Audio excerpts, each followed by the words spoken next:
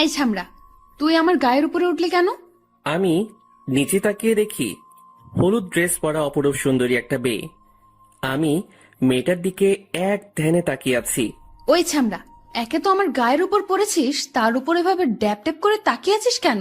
আগে আমাকে ওঠা। না, না মানে মেয়েটার কথাই ঘোর কাটলো আমার। তারপর আমি তার গায়ের উপর থেকে উঠলাম। কি না মানে করছিস? মেয়ে দেখলেই গায়ের উপর উঠতে ইচ্ছে করে, তাই না? আপনি ভুল করতেছেন। আমি ইচ্ছে করে আপনার গায়ের উপরে উঠিনি। তোদের মতো ছেলেদের আমার চেনা আছে। তোর ভাগ্য ভালো আমি একটু কাজে যাচ্ছি, তা না হলে তোর খবর ছিল। মেয়েটা দেখতে তো সুন্দর, তবে এরকম ঝালমরিচের মতো ব্যবহার করেন কেন? কি বললি? আমি ঝালমরিচ? মেয়েটাকে রাগালে তো ভালোই লাগে, তাহলে একটু রাগিয়ে দেখি। শুধু ঝালমরিচ না, একেবারে পেত্তির মতো ব্যবহার করেন। তাছাড়া মুখে মনে হয় আধা কেজি ময়দা মেখেছেন। এবার তো মেয়েটা তেলে বেগুনে জ্বলে উঠল। কি বললি তুই? আমি পেতনি? আবার আমি ময়দা মাখি? আজকে তোর একদিন কি আমার যে কয়দিন লাগে। বলেই পাশ থেকে একটা লাঠি হাতে নিল মেয়েটি। এবার পরিস্থিতি খারাপ ভেবে দিলাম দৌড়। কিরে, পালাচ্ছিস কেন? দাঁড়া। এটা বলেই তার কাজে চলে গেল। না শুনে চলে আসলাম। আরে কি হয়েছে, আপনারা বুঝেননি তো? আসলে আমি আমার নানা বাড়ি গিয়েছিলাম 15 দিনের জন্য। সেই সময় আমাদের বাসা পাল্টানো হয়েছে, তাই আমি বাসা চিনি না। আমি বাসে করে এসেছিলাম, তাই বাবা আমাকে বাস স্ট্যান্ডে দাঁড়াতে বলেছিল। তাই আমি একটা দোকানে চা খেতে যাচ্ছিলাম, তখনই একটা কুকুরের লেজে পা দিয়ে ফেলি, আর কুকুরটি ঘেউ ঘেউ করে আমার দিকে আসতেছিল। এটা দেখে আমার প্রাণ যায় যায়, তাই দিলাম দৌড়। তারপর দৌড় দিয়ে কখন যে কার সাথে ধাক্কা খেয়ে তার উপর পড়লাম খেয়ালই করিনি। তারপরের টুকু তো আপনারা জানেনই। তখনই বাবার ফোন। কিরে তুই কোথায়? আমি এসে দাঁড়িয়ে আছি। আমি একটু সামনে এসেছি, আপনি দাঁড়ান, আমি আসছি। ওকে তাড়াতাড়ি আয়। তারপর হেঁটে বাবার কাছে গেলাম। এদিকে কোথায় গিয়েছিলি? আরে, একটা কুকুর দৌড়ানি দিছে। আপনি তো জানেনই আমি কুকুর ভয় পাই।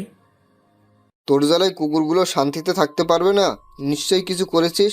বাবা! আচ্ছা বুঝেছি, এখন বাড়ি চল। তারপর দুজনে বাইক নিয়ে বাসার দিকে আসলাম। আসলে বাবা আমাকে বাইকটা গিফট করেছিল জন্মদিনে। বাবা, বাসাটা তো ভালোই হয়েছে। চল বাসায় যাই, আমাদের ফ্ল্যাট 2 তলাতে। আচ্ছা চলো। তারপর দুজনে বাসায় ঢুকলাম। আতিক বাবা, কেমন আছিস? আরে, এই কয়দিন তো ফোনে কথাই হলো, তাহলে আবার এটা জিজ্ঞাসা করা লাগে? এসেই দুষ্টুমি শুরু করে দিয়েছিস। আচ্ছা রুমে যা, ফ্রেশ হয়ে খেতে আয়, তোর রুমটা আমিই সাজিয়ে দিয়েছি। ও, ভালোই করেছো, আমার আর কষ্ট করতে হবে না। তারপর আমি রুমে গিয়ে ফ্রেশ হয়ে খেতে এলাম। মা, ভাইয়া কোথায়? তোর ভাইয়া ওর বন্ধুর বিয়েতে গেছে, কালকেই চলে আসবে। আরে এখন খেতে দাও তো, প্রচুর ক্ষুধা লাগছে। তারপর আমি খেয়ে দিয়ে আমার রুমে গেলাম। ও, আপনাদের তো পরিচয় দিতেই ভুলে গেছি। আমি কাব্য আহসান আতিক। সবেমাত্র এইচএসসি দিয়েছি, আর রেজাল্টও ভালো হয়েছে, তাই ভার্সিটিতে অ্যাপ্লাই করেছি। এখন রেজাল্টের অপেক্ষায়। আমার বাবা একজন ব্যবসায়ী। আমরা 3 ভাই। বড় ভাই বিয়ে করেছে, তার একটা বাচ্চাও আছে, তবে তারা আমার পরিবার থেকে আলাদা থাকে। তাই আমি, মেজো ভাই এবং বাবা মা নিয়েই আমার পরিবার। যাই হোক, এখন গল্পে আসি। আমি রুমে গিয়ে দিলাম ঘুম। দুপুরে মায়ের ডাকে ঘুম ভাঙলো। কিরে আর কত ঘুমাবি? এবার ওঠ, গোসল কর, তারপর খেতে আয়। তারপর আমি উঠে গোসল করলাম। কিছুক্ষণ পর নিচে ডাক পড়ল। তারপর খেয়ে রুমে বসে কিছুক্ষণ ফেসবুকিং করে একটু বাইরে বের হলাম। তারপর কিছুক্ষণ ঘুরে বাসায় ফেরার সময় গেটের কাছে যেতেই দেখি সকালের মেয়েটা আমার সামনের রাস্তা দিয়ে হাঁটছে। মেয়েটা আমাকে দেখেই তেলে বেগুনে জ্বলে উঠল। কিরে, তুই এখানে আমার পিছু নিয়ে এখানে চলে এসেছিস নাকি? আরে, আপনি কি বলছেন? আমি আপনার পিছু নিতে যাব কেন? তাহলে এখানে কি করছিস? দাঁড়া, আজকে তোকে আমি। বলেই আমার দিকে তেড়ে আসলো মেয়েটা। আমি অবস্থা বেগতিক দেখে পাশের একটা দোকানের দিকে দৌড় দিলাম। কি হলো, দৌড়াচ্ছিস কেন? দাঁড়া। আপনার মতো রাক্ষসী শাকচুন্নি পেত্নির সাথে কথা বলার চেয়ে দৌড়ানি ভালো। কি বললি তুই? তোকে আরেকবার হাতের কাছে পেলে তোকে মেরেই ফেলবো। আপনি আমাকে পেলে তো মারবেন? আপনার মতো রাক্ষসী আমি আপনার সামনে আর আসবই না। বলেই দৌড় দিয়ে একটা চায়ের দোকানের সামনে গেলাম। বাবা, তোমার কিছু লাগবে? জি কাকা, আপাতত 1 কাপ চা দিন। আচ্ছা বাবা, দিচ্ছি, তুমি বসো। তারপর কাকা চা বানিয়ে দিল। চাটা খেয়ে বিল দিয়ে বাসার দিকে গেলাম। আর ভাবতে লাগলাম, এই মেয়েটা এখানে কি করে? মনে হয় তো মেয়েটার বাসা আশেপাশেই। মেয়েটা যে পরিমাণ রাগী, এর থেকে সাবধানে থাকতে হবে। তারপর আমি বাসায় পৌঁছালাম সন্ধ্যার পরে। এখন পড়াশোনা নেই, তাই গল্প পড়ছিলাম ফেসবুকে। কিছুক্ষণ পর পানির পিপাসা পেল, তাই যেই নিচে নামতে যাব তখনই দেখি সকালে রাগী মেয়েটা আম্মুর সাথে গল্প করছে। আমি তাড়াতাড়ি আবার রুমে ঢুকলাম যাতে মেয়েটা আমাকে না দেখে। তারপর আরো কিছুক্ষণ পর দরজা খুলে বেরিয়ে দেখি মেয়েটা নেই। তাই আমি নিচে নেমে পানি খেলাম আর মায়ের কাছে গেলাম। মা, তোমার সাথে কিছুক্ষণ আগে বসা ছিল সেই মেয়েটাকে? আরে ও হচ্ছে তোর বাড়িওয়ালা আঙ্কেলের মেয়ে, মাওয়া। কি? উনি বাড়িওয়ালা আঙ্কেলের মেয়ে? তো আমাদের বাসায় এসেছিল কেন? এসেছিল আমাদের দাওয়াত দিতে, আজকে ওদের বাসায় ডিনার করতে যেতে বলেছে। আমি তো ভয়ে শেষ। আমি তাদের বাড়ি গেলে আমাকে কাঁচা খেয়ে ফেলবে।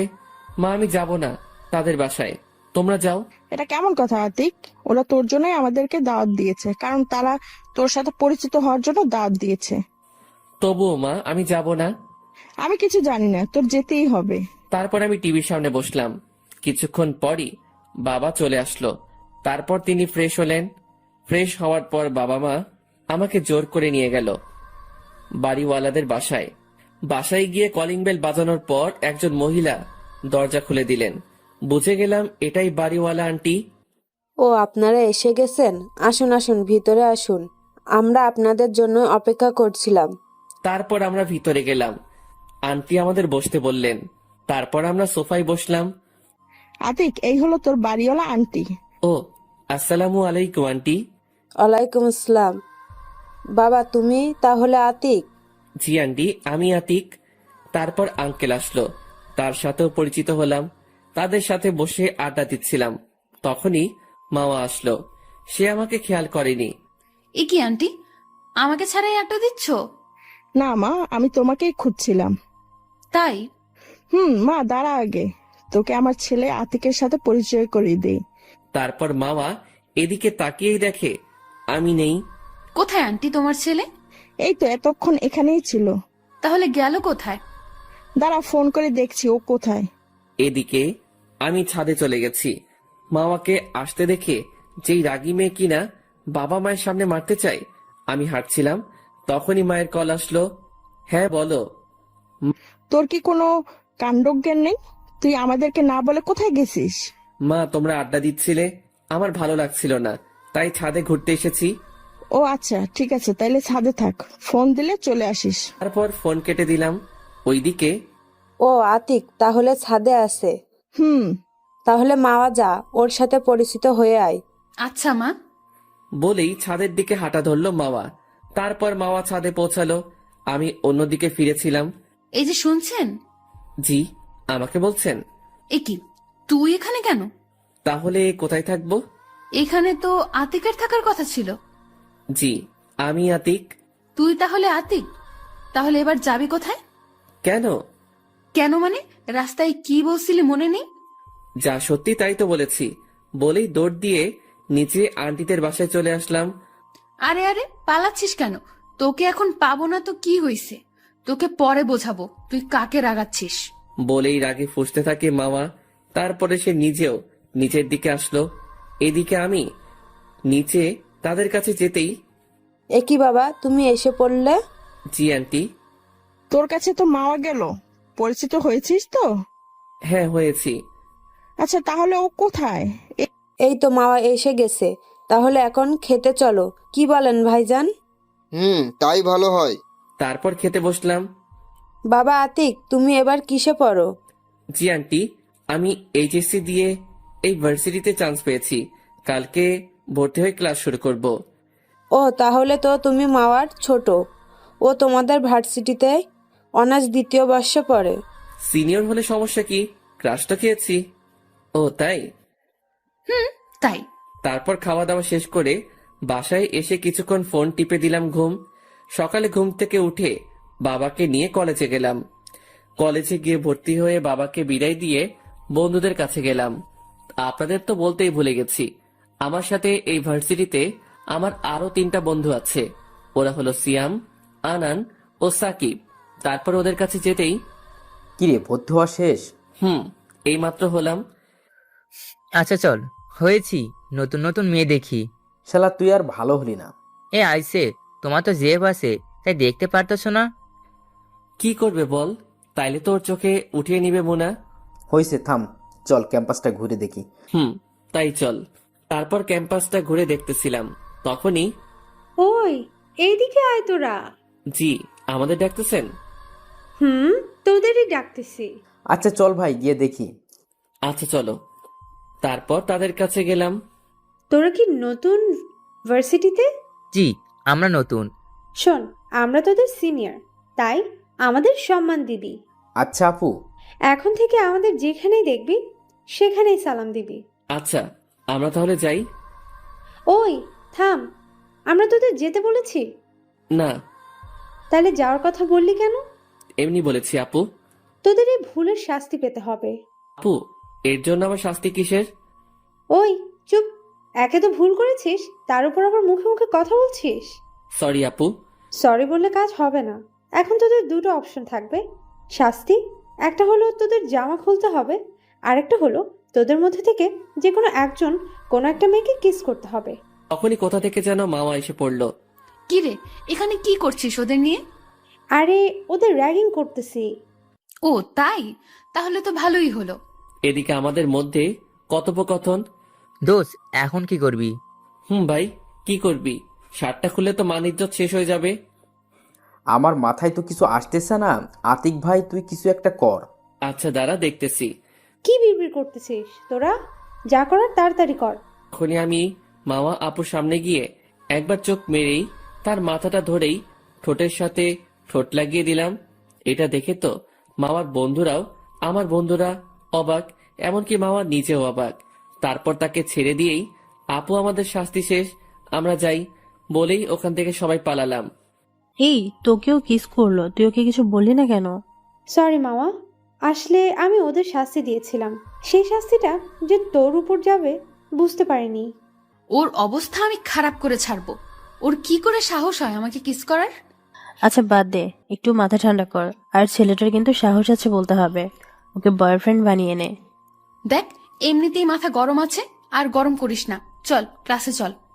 মামার রাগ দেখে ওরা আর কিছু না বলে মামার সাথে ক্লাসে চলে গেল। অন্যদিকে আমরা পালিয়ে এক জায়গায় এসে দাঁড়ালাম। ভাই তুই এটা করলি কেমনে? ওই সুন্দরী মেয়েটাকে কিস করলি? ভাই, আমাদের পরে যদি ওই মেয়েটা পায়, অবস্থা খারাপ করে দিব। শালা, তোদের নয়, আমার অবস্থা খারাপ করবে, আর এটা তোদের ভাবি। মানে কি বলতে চাচ্ছিস বুঝিয়ে বল। ওকে আমার ভালো লাগে, আমার প্রথম ক্রাশ, আর ও আমাদের বাড়িওয়ালার মেয়ে। বলিস কি শালা, তোর চয়েস আছে বলতে হবে। ভাই দেখতে সেই, কিন্তু বড়, এবং মনে হয় প্রচুর রাগী। পাইলে আসার সময় দেখেছিলাম, চোখ দিয়ে মনে হয় আগুন বের হচ্ছে। আরে ভাই, যা হবে পরে দেখা যাবে, এখন ক্লাসে চল। এমনিতেই আজকে প্রথম ক্লাস। তাই চল। ওর সবাই মিলে ক্লাসে গেলাম। আজকে প্রথম দিন তো, তাই পরিচয় পর্বতেই ক্লাস শেষ। তারপর ক্লাস থেকে বের হয়ে বন্ধুদেরকে বিদায় দিয়ে বাসার দিকে রওনা দিলাম।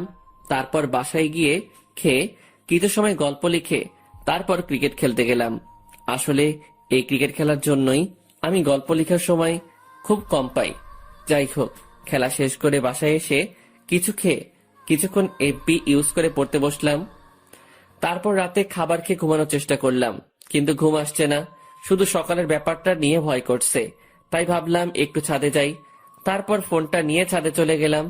গিয়ে দেখি একজন ছাদে দাঁড়িয়ে আছে। আমার আসা শব্দ পেয়ে যেই পিছনে ফিরল, তখনই দেখি মাওয়া। তাই আমি ভয়ে নিচে নামতে চাইলাম, তখনই ওই দাঁড়া, এদিকে আয়। তারপর আমি তার কাছে গেলাম। জি বলুন। তুই পেয়েছিসটা কি বলতো? তুই আমাকে কিস করলি কেন? আসলে কি? আমি তোমাকে ভালোবাসি। কি বললি? তুই জানিস আমি তোর বড়, তারপরে তুই এটা ভাবলি কি করে? বড় হয়েছে তো কি হয়েছে? বড় মেয়েরা কি তাদের থেকে জুনিয়র কাউকে বিয়ে করে না? করে, তবে আমি তোকে ভালোবাসতে পারবো না। তোকে যেন আমার চোখের সামনে আর না দেখি। বলেই ছাদ থেকে নিচে নেমে গেল মামা। আমি ছাদে দাঁড়িয়ে ভাবতে লাগলাম, আগে কখনো কাউকে দেখে ভালো লাগেনি। তোমাকে আমার এই মন চাই, তাই তুমি আমাকে যতই দূরে থাকতে বলো না কেন, আমি তোমার থেকে আমার ভালোবাসা আদায় করে নিবই। তারপর ছাদ থেকে নিচে নেমে দিলাম ঘুম।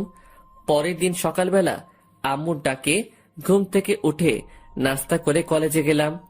তারপর বন্ধুদের কাছে গেলাম। দোস্ত, একটা সমস্যায় পড়ে গেছি। কেন, তোর আবার কি হয়েছে? আর বলিস না ভাই, তোদের ভাবিকে কিভাবে পটাবো বুঝতেছি না। আরে ভাই, আগে তো প্রপোজ কর। আরে শালা, করেছি প্রপোজ, কিন্তু রিজেক্টেড। কিভাবে করলি প্রপোজ? তখনই দুটো মেয়ে আসলো। হাই, আমি তিথি। আর আমি অধরা। তারপর আমরাও আমাদের পরিচয় দিলাম। তো আপনারা কিসের জন্য এসেছেন? এই আপনি কি তুই করে বলেন? আমরা একই ইয়ারে পড়ি, তাই তোদের সাথে ফ্রেন্ডশিপ করতে এসেছি। আর আমরা এতক্ষণ তোদের কথা শুনেছি, এখন কিভাবে প্রপোজ করলি? তারপর আমি ওদের কালকে ঘটে যাওয়া সবকিছু বললাম। তাহলে এখন কি করবি? কিছুই তো মাথায় আসছে না। ওকে অনেক ভালোবাসি ভাই। আরে এত চিন্তা করিস না, তার পেছনের আঠার মতো লেগে থাকবি সবসময়। আরে ভাই, ওর যা রাগ আমার প্রচুর ভয় করে। তাহলে তার আশা ছেড়ে দাও। না, তা পারবো না। যতই কষ্ট হোক, ওকে আমার চাই। আমি ওকে অনেক ভালোবাসি। তারপরই দেখি মামা আপু কলেজ গেট দিয়ে ঢুকতেছে। তখনই আমি তার সামনে গেলাম। কিরে, তোকে কালকে না আমার সামনে আসতে না করলাম? তো আমি সত্যি তোমাকে খুব ভালোবাসি। দেখ, সকাল সকাল আমার মেজাজটা খারাপ করবি না। এমনিতেই কালকের ব্যাপারটা নিয়ে সবার সামনে যেতে পারছি না। দেখো, কালকের ব্যাপারটা তোমার বান্ধবীদের জন্য হয়েছিল। সেই জন্যই তো তোকে কিছু বলছি না, না হলে তোর খবর ছিল। এই বলে চলে গেল মামা। তারপর আমি বন্ধুদের কাছে গেলাম। শালা, এই মেয়ে নাকি অন্য কিছু। এই মেয়ে তোর বউ হলে তোর অবস্থা শেষ। আতিক, আচ্ছা বাদ দে ভাই, চল ক্লাসে যাই। চল, তবে শোন, এই মেয়ে মানে আমাদের হবু ভাবি, যতই রাগী হোক না কেন, যদি তোকে ভালোবাসতে শুরু করে তাহলে তোকে খুব ভালোবাসবে। তাই ভাবির পিছু ছাড়িস না। তারপর ক্লাসে গিয়ে সব ক্লাস করে বের হলাম। দেখি আপুও বের হচ্ছে। আমি তার সামনে গেলাম। কিরে, আবার এসেছিস আমার সামনে? তোকে না আমার সামনে আসতে মানা করলাম? কি করব বলো, তোমাকে না দেখলে আমার ভালো লাগে না। দেখ, আমার সামনে একদম বেহায়াপনা করবি না। আচ্ছা, এখন বাইকে ওঠো, বাসায় যাই। তার দরকার নেই, আমি রিক্সা নিয়ে চলে যেতে পারবো। বলে একটা রিক্সা নিয়ে চলে গেল। তারপর আমিও তার পিছনে পিছনে বাইক নিয়ে বাসায় গেলাম। বাসায় গিয়ে খেয়ে দিলাম ঘুম। তারপর ঘুম থেকে উঠে দেখি ভাইয়া এসে পড়েছে। কি অবস্থা তোমার? শুনছি কার পিছনে নাকি ঘুরছো। মানে থাক, বলতে হবে না, আমি সব জানতে পেরেছি। তোমার কোনো হেল্প লাগলে বলো, আমি আছি কিন্তু। আচ্ছা ভাইয়া, তুমি জানলে কি করে? আরে আমার বন্ধুরা বলেছে। তবে তোমার পছন্দ আছে বলতে হবে, তবে একটু সাবধানে, যতই হোক আমাদের বাড়িওয়ালার মেয়ে। আচ্ছা ভাইয়া। আমাকে একটু হেল্প করো না। কি হেল্প করতে হবে? আমাকে একটু নানু বাড়ি পাঠানোর ব্যবস্থা কর। ও, এই ব্যাপার? এত ভালোবাসা থাকলে বিয়েই তো করে নিতে পারো। কিভাবে করব বল? মা বাবাকে কিভাবে বলবো? আচ্ছা, আগে তোমাকে নানু বাড়ি পাঠাই, তারপর সেখান থেকে আসার পর না হয় বিয়ের ব্যবস্থা করাবো। আচ্ছা ভাই, যা করার করিস, আগে নানু বাড়ি পাঠা আমাকে। আচ্ছা, দেখছি। ও, আপনারা তো কিছুই বোঝেননি। আসলে নানু বাড়ি আমার খালাতো বোনের বান্ধবীর সাথে ভাইয়া রিলেশন করে। তার নাম নিঝুম, তাই ভাইয়ার নানু বাড়ি যাওয়ার এত ইচ্ছে। যাই হোক, তারপর বাইরে গিয়ে হালকা কিছু নাস্তা করে বাসায় এসে পড়তে বসলাম। কিছুক্ষণ পরে ছাদে গেলাম। তারপর মোবাইলে একটা গান শুনতে লাগলাম। কিছুক্ষণ পর মামা এলো। কিরে, ছাদে কি করিস? তোকে যেন আর ছাদে না দেখি। কেন, ছাদে আসলে প্রবলেম কি? তোকে আসতে মানা করেছি তো, আসবি না। আমি আসবই তোমাকে দেখতে ছাদে, দেখি তুমি কত দাঁড়াতে পারো। এখন নিচে যা, আমাকে এখানে বসে শান্তিতে পড়তে দে। আচ্ছা ঠিক আছে, তোমার পড়ায় বিরক্ত করতে চাই না, তাই চলে গেলাম। তারপর নিচে চলে আসলাম। নিচে কিছুক্ষণ ফোন টেপার পর নিচে খেতে ডাক দিল। তারপর খাবার টেবিলে গিয়ে খেতে শুরু করলাম। বাবা ভাইয়াকে নানু বাড়ি পাঠিয়ে দাও কয়েকদিনের জন্য। কেন, কি হয়েছে? আসলে বাবা, আমি কতদিন নানু বাড়ি বেরিয়ে এসেছি, কিন্তু ভাইয়া যেতে পারিনি, তাই ভাইয়া রাগ করেছে। ও, এই ব্যাপার। আচ্ছা ঠিক আছে, তাহলে যাক, কয়েকদিন ঘুরে আসুক। তাইলে আজকে রাতের ভিতর ব্যাগ গুছিয়ে নে, কালকে সকালে চলে যাস। আচ্ছা মা। তারপর খাওয়া শেষে ভাইয়া আমাকে ধন্যবাদ দিয়ে চলে গেল। পরের দিন সকালবেলা মায়ের ডাকে ঘুম ভাঙলো। কিরে ওঠ, তোর ভাইয়া নানু বাড়ি যাবে, তোকে খাবার টেবিলে ডাকছে। আচ্ছা, আমি ফ্রেশ হয়ে আসতেছি। আমি ওয়াশরুমে গিয়ে ফ্রেশ হয়ে খাবার টেবিলে গেলাম। তারপর খেয়ে ভাইয়াকে নিয়ে বের হলাম। এটা আমাদের দুই ভাইয়ের মধ্যে একটি কাজ। আমি কোথাও গেলে সে দিয়ে আসবে, সে কোথাও গেলে আমি দিয়ে আসবো। কথা বলতে বলতে বাস স্ট্যান্ডে পৌঁছে গেলাম। তারপর বাইক থেকে নামলাম। শোন, কোনো সমস্যা হলে জানাবি। আর এই নে 2000 টাকা। টাকা নিয়ে আমি কি করব? এই টাকাটা দিলাম তোকে ফুল কেনার জন্য। প্রতিদিন কিরাশকে ফুল দিয়ে প্রপোজ করবি। কিন্তু টাকা তো আমার কাছে ছিল। টাকা থাকলেই বা কি, আমি টাকা দিয়েছি, রেখে দে। আচ্ছা ভাইয়া, সাবধানে যাবে, গিয়ে আমাকে ফোন করবে। আচ্ছা, গিয়ে তোকে তোর ভাবির সাথেও কথা বলাবো। আচ্ছা ভাইয়া। তারপর বাস স্টার্ট হলো। ভাইয়াকে বিদায় দিয়ে সেখান থেকে একটা ফুলের দোকানে গিয়ে ফুল কিনে কলেজের দিকে রওনা দিলাম। তারপর কলেজে পৌঁছানো মাত্রই দেখি আপুও কলেজে প্রবেশ করতেছে। আমি তার সামনে গেলাম। I love you. তুই আবার এসেছিস? তোকে বললাম তো আমি তোকে ভালোবাসি না। এই কথা তোকে কতবার বলতে হবে? কিন্তু আমি তোমাকে ভালোবাসি।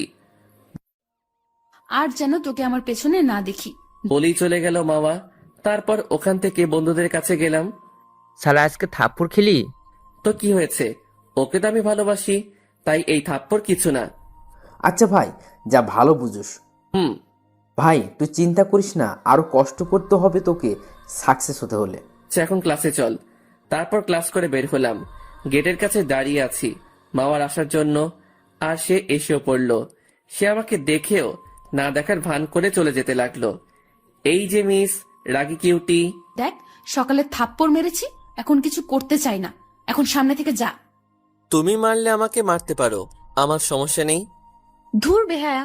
বলেই সামনে থেকে চলে গেল মাওয়া। তারপর একটা রিক্সা ডেকে রিক্সায় উঠে বাসার দিকে গেল, আর আতিক বাইক নিয়ে তার পিছনে বাসার দিকে গেল। সে রিক্সা থেকে নেমে বাসায় প্রবেশ করলো, আর আতিক বাইক পার্ক করে বাসায় গেল।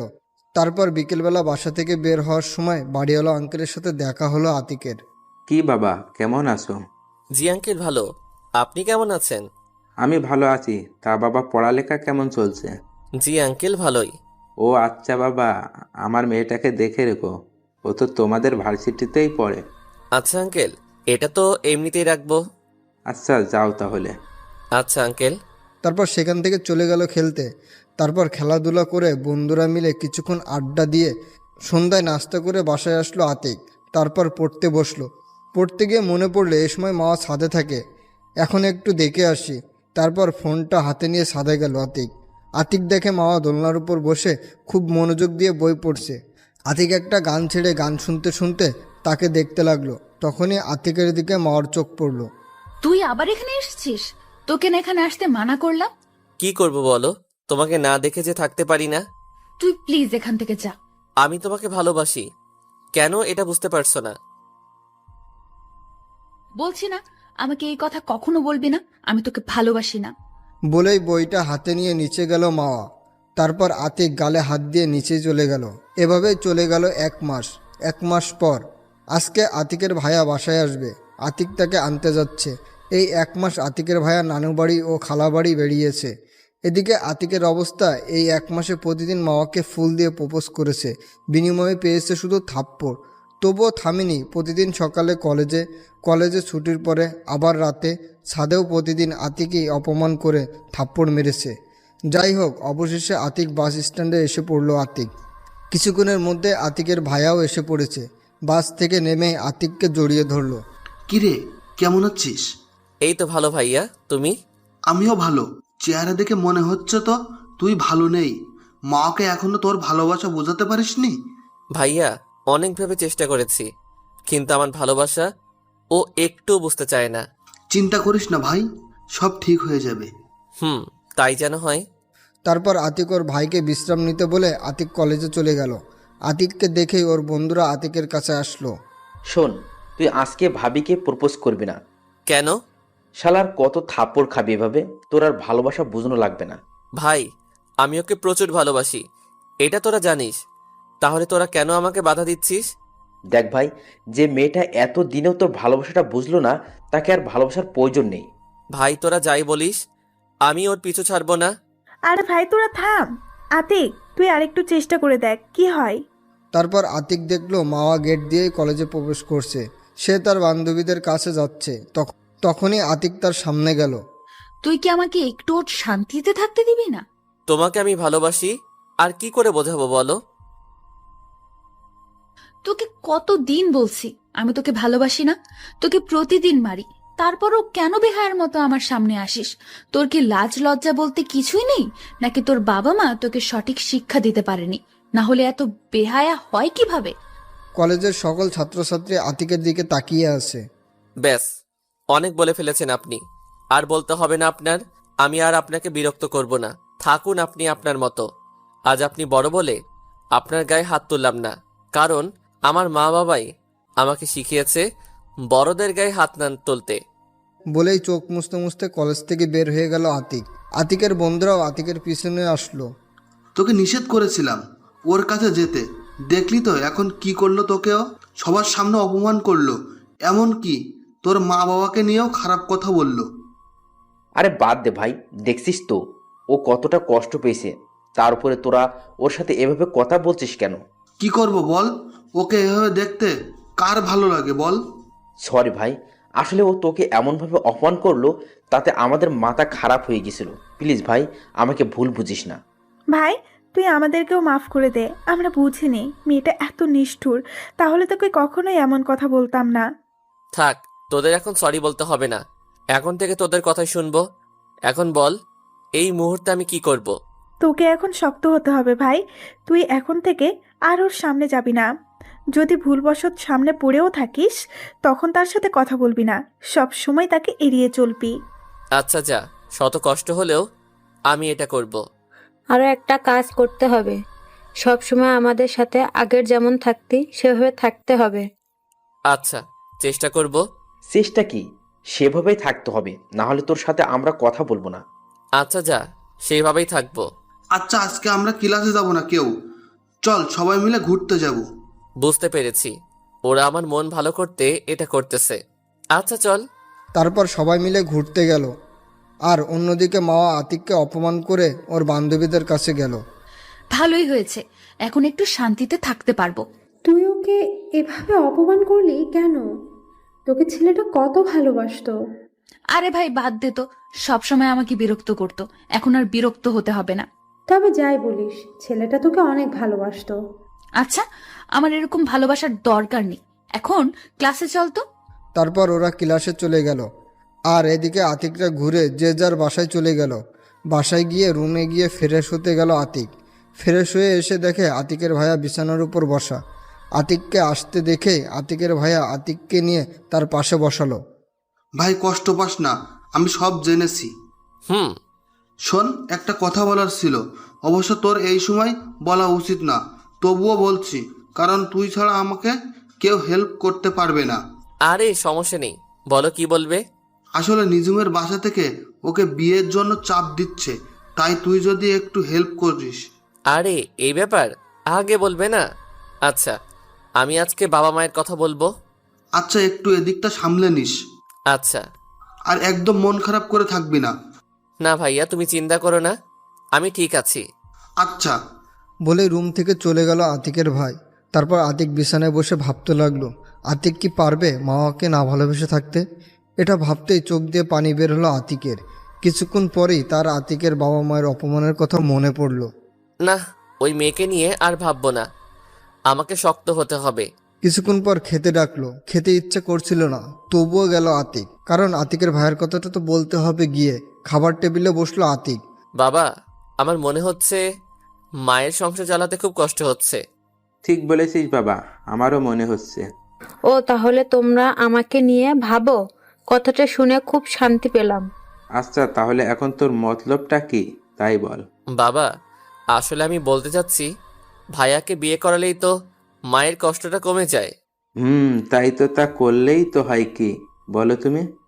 তা হাবিব বাবা, তোর কি কাউকে পছন্দ আছে? আসলে মা, ভাইয়া তো একজনকে পছন্দ করে, ভাইয়া লজ্জায় বলতে পারতেছে না। ও তা মেয়ে থাকে কোথায়? মা, আমাদের নানু বাড়ির ওখানে রিমি আপুর বান্ধবী।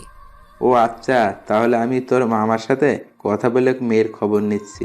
আচ্ছা বাবা। তারপর খাবার খেয়ে রুমে গেল আতিক। কিছুক্ষণ পর আতিকের ভাইয়াও আতিকের রুমে আসলো। ভাই তোকে অনেক ধন্যবাদ। আর ধন্যবাদ দেওয়ার কি আছে এতে? আচ্ছা এই নে, তোর ভাবি তোর সাথে কথা বলবে। আচ্ছা দাও।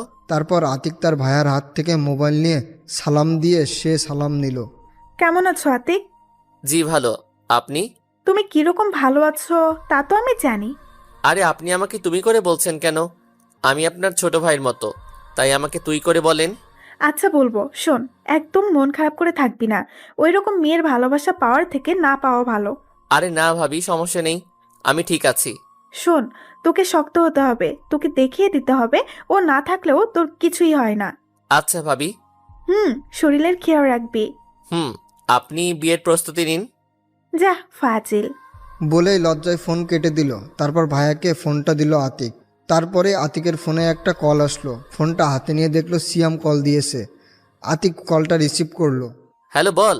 কোথায় তুই? এই তো বাসায়। কেন? আমরা সবাই তোর বাসার নিচে আসি, তুই বের হ। আচ্ছা তোরা ভিতরে আয়। না থাক, তার দরকার নেই, তুই তাড়াতাড়ি বের হ। তারপর আতিক রেডি হয়ে বাসা থেকে বের হলো। কিরে তোরা আসলি কেন এদিকে? এমনি আসলাম, আজকে সবাই মিলে ঘুরতে যাব। ভাই আমি ভাবছি কোনো জরুরি কাজ, আর তোরা ঘুরতে যাবি। শালা তোর কি আমাদের সাথে ঘুরতে যেতে সমস্যা? না, তবে আজকে ভালো লাগছে না। চুপ শালা, চল আমাদের সাথে। তারপর ওদের জোরাজোরিতে ওদের সাথে যেতে হলো আতিকের। অন্যদিকে ক্লাস ছুটি হওয়ার পর মা দেখে আতিক ওর পিছু নেয়নি। তা দেখে ভাবতে লাগলো, উফ, ভালোই হয়েছে, আপদটা বিদায় করতে পেরেছি। এখন আর আমাকে জ্বালাবে না, এখন সব সময় শান্তিতে থাকতে পারবো। এগুলো ভাবতে ভাবতে বাসায় চলে গেল মা। এদিকে আতিকরা ঘোরাঘুরি করে যে যার বাসায় ফিরল। অবশ্যই খেয়েও এসেছে, কারণ সাকিব ট্রিট দিয়েছিল। আতিক বাসায় এসে আজকে আর পড়তে বসলো না, একটু ফোন টিপে দিল ঘুম। রাতে আতিকের মা এসে খেতে ডাকতে আতিক উঠল আর বলল, বাবা কি হয়েছে তোর? তুই তো আর অসময়ে ঘুমাস না। না মা, এমনি ভালো লাগছিল। ও আচ্ছা, নিচে খেতে আয়। না মা, আজকে খেতে ইচ্ছে করছে না। কি খাবি না? কেন জানিস না তোর বাবা তুই বাসায় থাকলে তুই না খেলে খায় না? আর তোর বাবা তোকে ডাকছে, কি যেন জরুরি কথা আছে। আচ্ছা চলো। তারপর আতিক তার মায়ের সাথে খেতে গিয়ে দেখে তার ভাইয়াও এসেছে এবং বাবাও বসে আছে। আমাকে ডেকেছেন বাবা? বস, তারপর বলছি। বলেন। শোনো, আমরা ঠিক করেছি তোমার ভাইয়ের জন্য তুমি যাকে বলেছো তাকে দেখতে যাব। তোমার মামার সাথে আমাদের কথা হয়েছে। ও আচ্ছা, তাইলে যাবেন ভাইয়া? কি বলে? তোর ভাইয়া রাজি আছে। ও আচ্ছা, তাইলে কবে যাবেন? আমরা কালকে যাব ঠিক করেছি। ও আচ্ছা, তাইলে চলে যাবেন? চলে যাবেন মানে?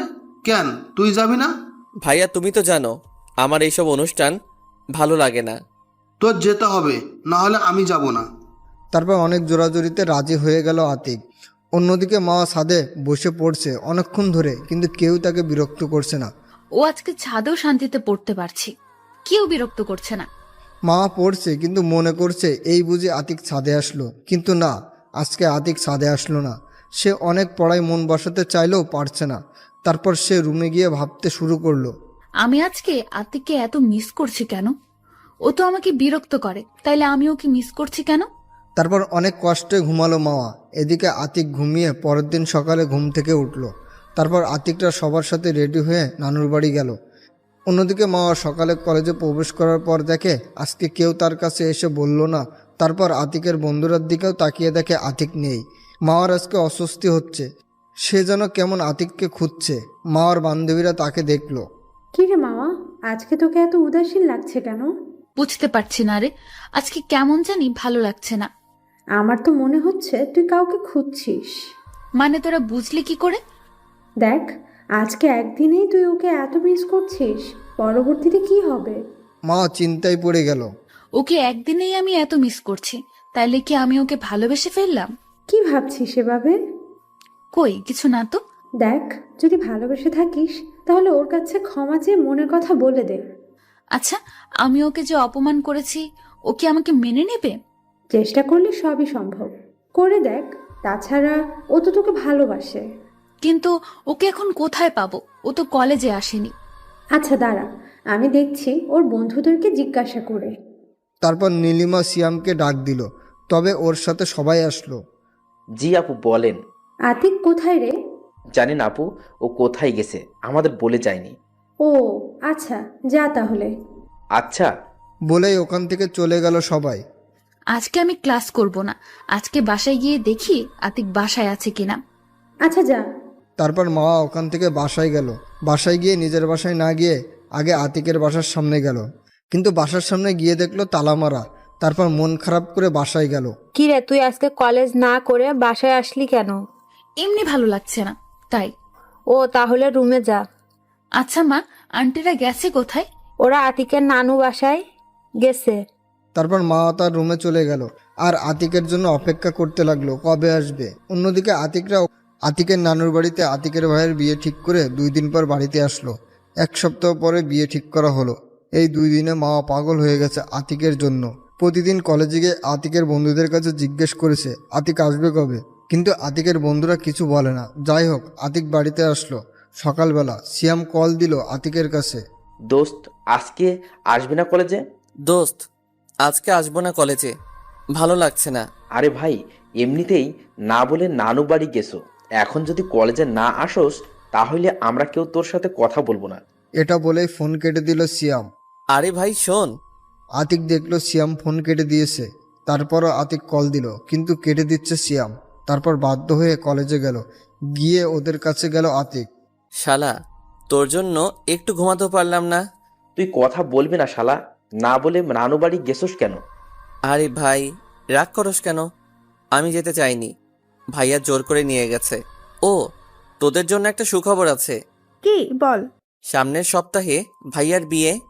ওহ, তাই ভালো হয়েছে, সবাই মিলে মজা করতে পারবো।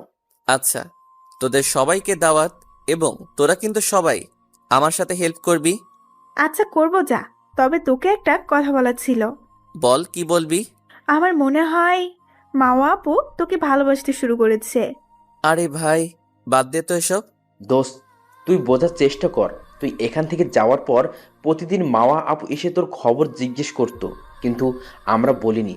শোন ভাই, তোরাই তো আমাকে ওর থেকে দূরে দূরে থাকতে বলেছিস। তুই তাই করবি, ওকে পাত্তা দিবি না, তোকে অনেক কষ্ট দিয়েছে। ভাই, ওকে বুঝিয়ে দিবি ভালোবাসার মানুষকে কষ্ট দিলে কেমন লাগে। তবে শোন, যাই করবি সাবধানে করবি, ভেবেচিন্তে করবি। আচ্ছা ভাই, ওই দেখ মাওয়া আপু আসছে। আতিক পিছনে তাকিয়ে দেখলো সত্যিই মা আসছে কলেজে। আতিক একবার তাকিয়ে চোখ সরিয়ে নিল। আরে ভাই, আসুক, আসলে আমাদের কি, আমরা আমাদের মতো থাকবো। ওকে। অন্যদিকে মা কলেজে প্রবেশ করে ওর বান্ধবীদের কাছে গেল। মামা, তোর জুনিয়র রোমিও এসেছে কলেজে। কি বলছিস, সত্যি এসেছে? ওই যে ওর বন্ধুদের দিকে তাকিয়ে দেখ। মা পিছনে তাকিয়ে দেখে আতিক তার বন্ধুদের সাথে কথা বলছে। দোস্ত, এখন কিভাবে ওর সামনে যাব? ও কি আমাকে ক্ষমা করবে? তুই আতিককে তোর ভালোবাসা বোঝানোর চেষ্টা করবি ঠিক মতো। ও যদি আমাকে ফিরিয়ে দেয়?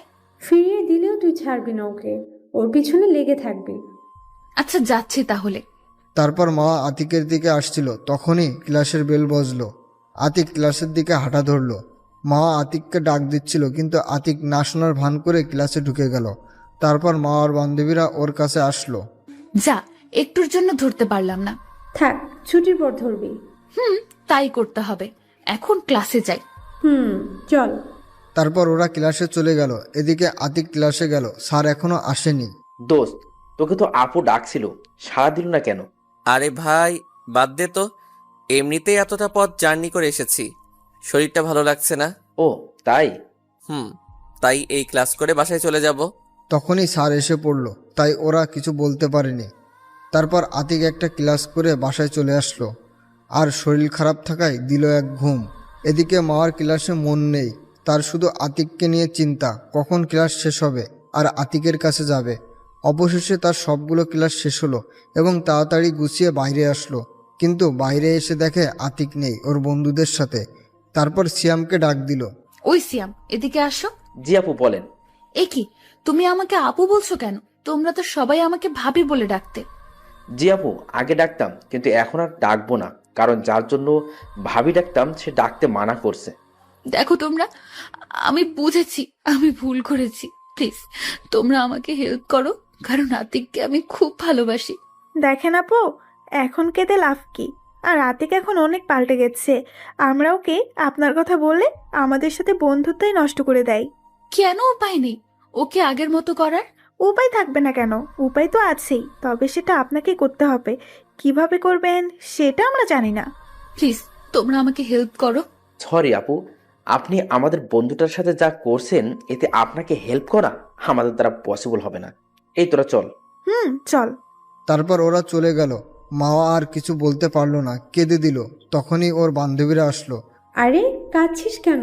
এতটুকুইতে ভেঙে পড়লে চলবে না। তোকে ভালোভাবে আতিকের মন জয় করার চেষ্টা করতে হবে। কিন্তু কিভাবে? তুই চেষ্টা করলেই পারবি। এখন চল বাসায় যাওয়া যাক।